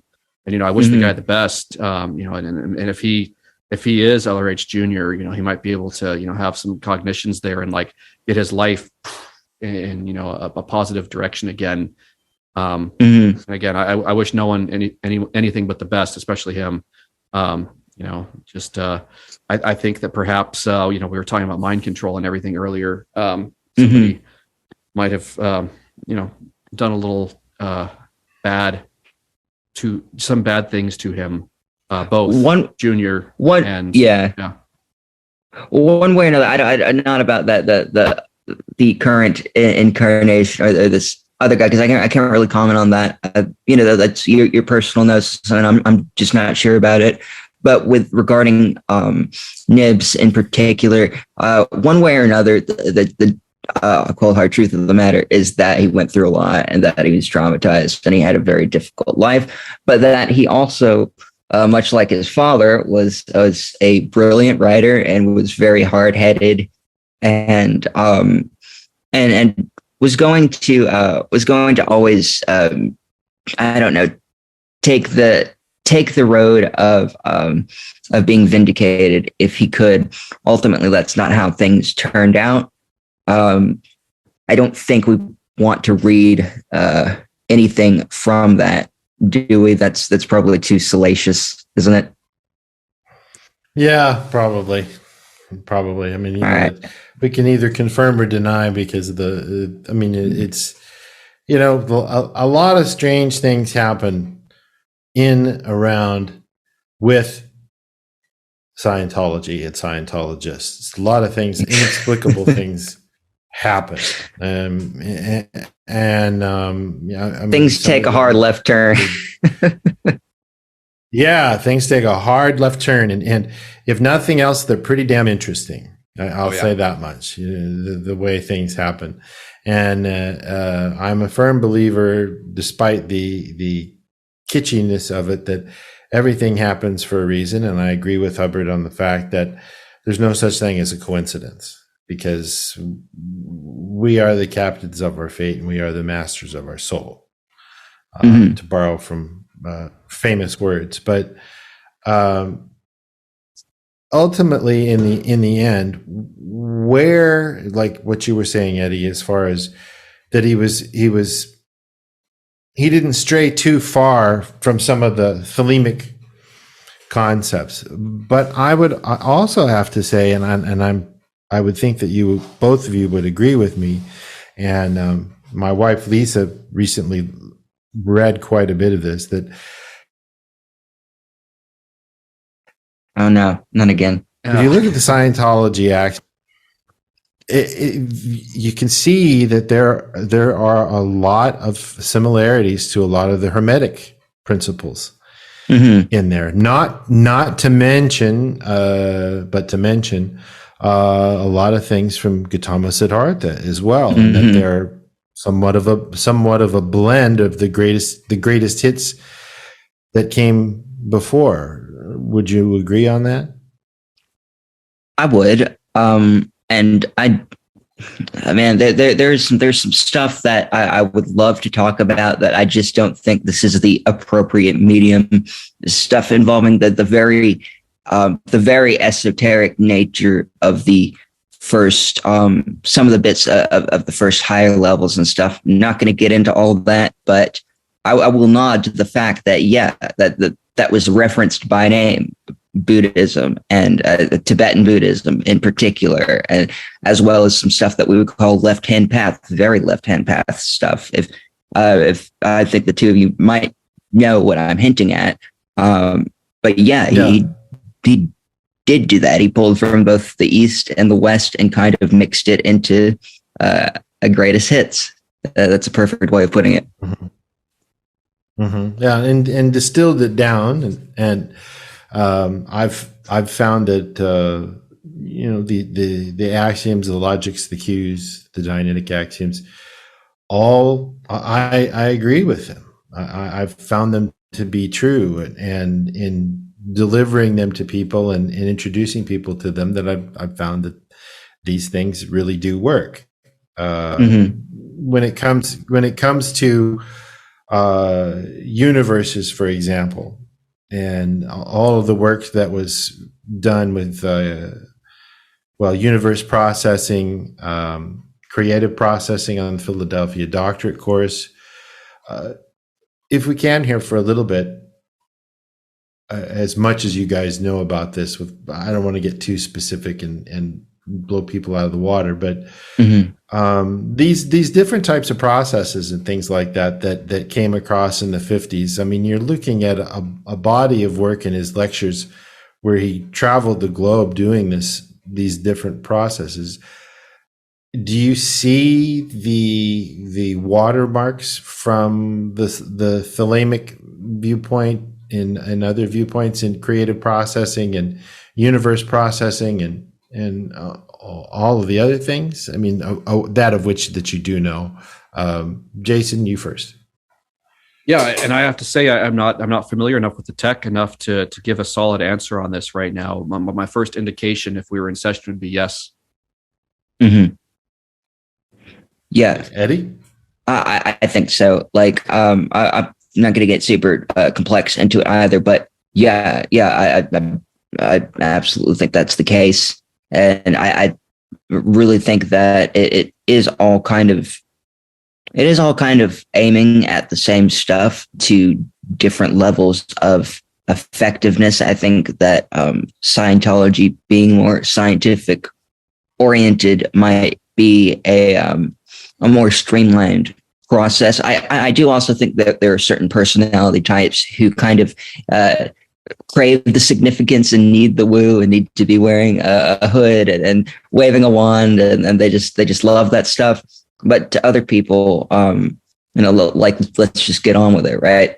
I do think so. I'll say too, there's something really cool about the. I was just looking at these last night. The factors.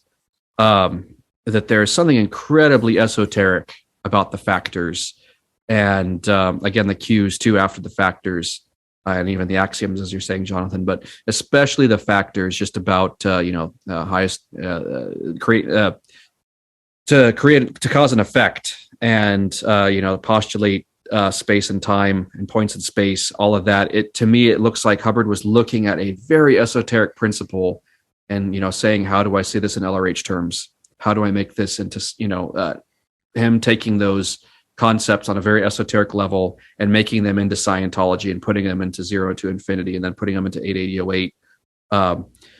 Some of that really, really esoteric stuff that you'll find in Rosicrucianism, that you'll find in Freemasonry and Thelema and, Golden Dawn, stuff that was in, the third order, the highest order of those initiatory orders, just summed up into very basic, succinct, concise points with defined terms. There's no mysticism where you have to wonder, well, what does that mean?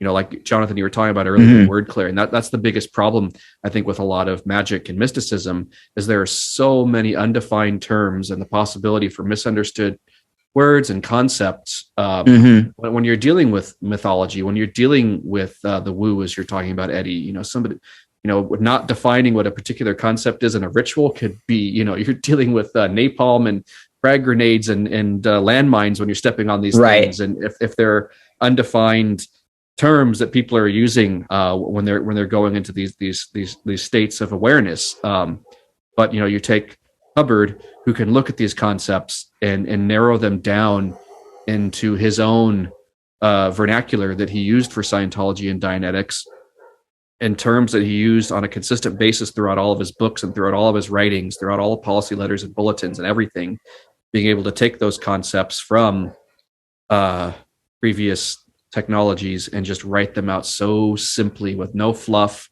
with no need to, use mythological characters or anything like that. Eddie, you're right. Some people need the wands and everything, but I think it's like unfortunately, those people in the end who need all of that stuff are looking at some sort of dramatization of something on their own track, that they're stuck in some sort of incident where they require that. That's kind of what my thinking about a lot of magical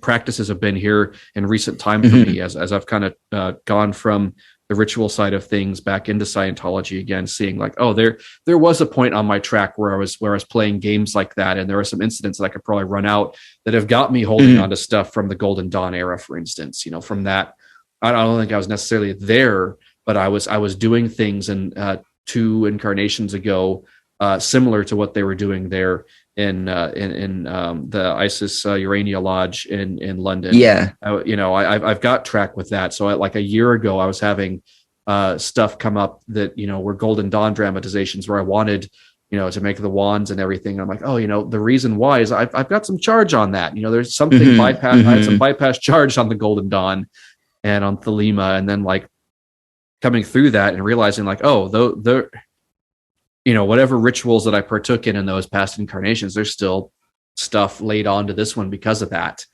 So, but yeah, Jonathan, to, answer your question. Yeah, I think that, within Hubbard's tech, you can absolutely see the watermarks of Thelema, of the Golden Dawn, of Hermeticism, of Eastern, of the Tao, of everything, as he writes about there, and at the beginning of almost all of his books, where he drew inspiration from St. Thomas Aquinas, from all these people.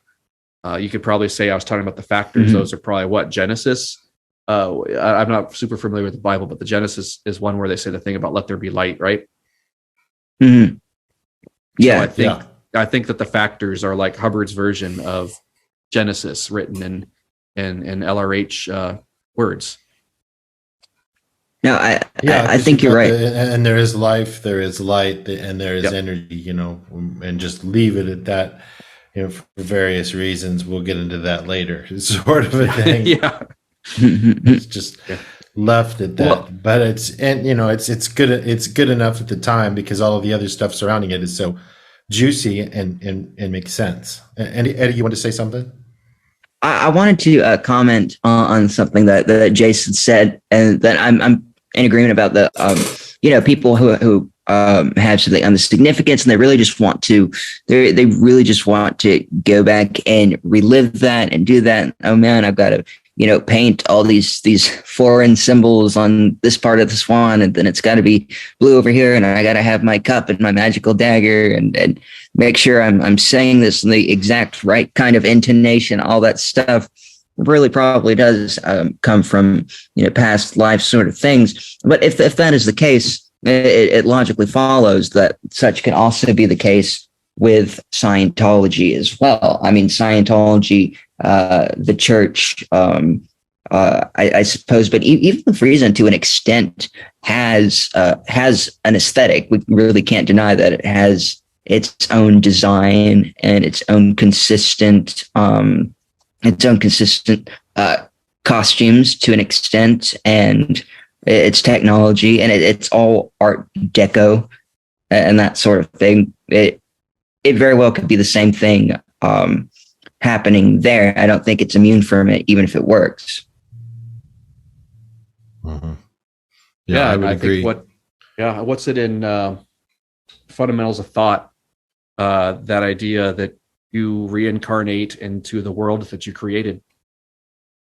I'm not quoting it exactly, but he says something in there about the world you created is the world that you incarnate into.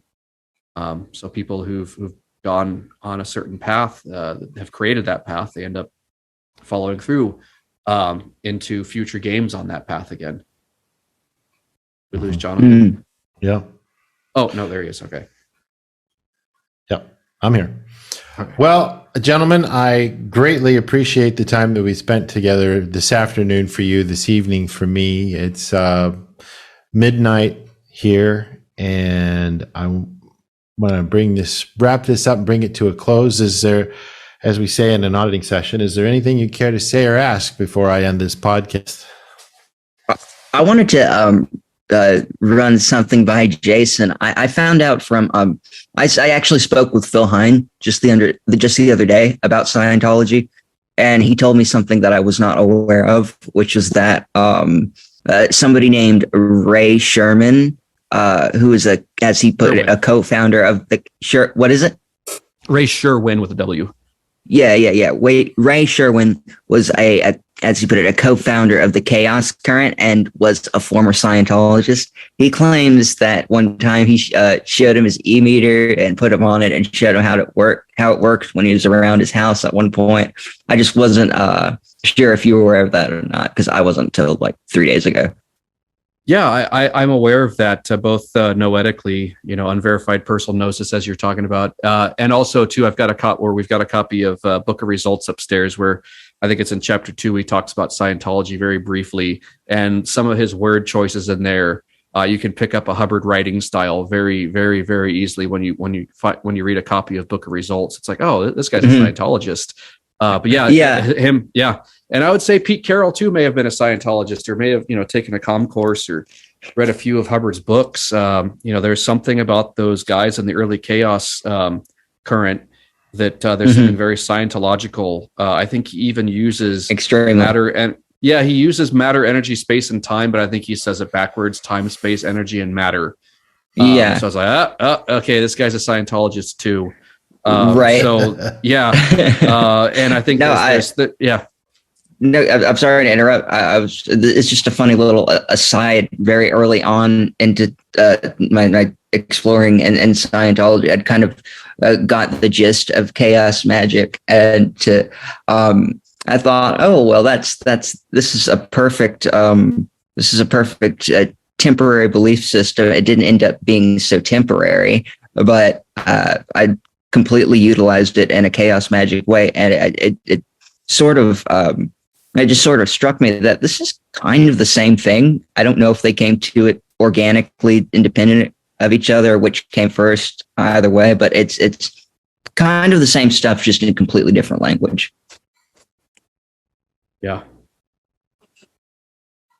And well, my thing that I'll end up saying, I don't want to leave any Scientologist with a undefined here when we're talking about chaos magic. There's a common misunderstanding amongst people who hear the term chaos magic, even amongst chaos magicians, that chaos magic is about creating chaos. And if you look in Liber Null, Peter Carroll's book 1, he defines chaos, and I'm paraphrasing, as basically the some people will call it the Tao, some people will call it the universe, some people will call it God, but it is the field in which all life and everything is drawn out of.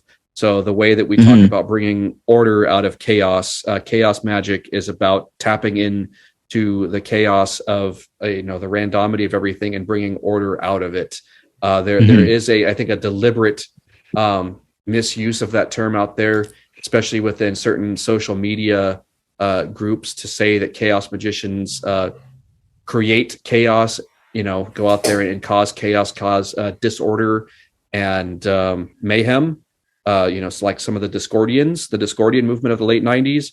But what we are talking about here in today's podcast is chaos magic from a Ray Sherwin, Phil Hine, Peter Carroll, the guys who were the successors to the OTO. So, we're talking about Ron Hubbard and everybody. On the other side over there in England, at the same time, you had them again stripping away all the mysticism out of magic and making the chaos movement, which again is say bringing order out of chaos with magic. So just so we don't leave people with an undefined or a misunderstood there, because I know people kind of get a ridge when they hear about magic, especially chaos magic, especially if you go and Google the term, or you go on or even worse, going on Facebook and trying to find a chaos magic group. God, don't do that. The ridge. Yeah, right.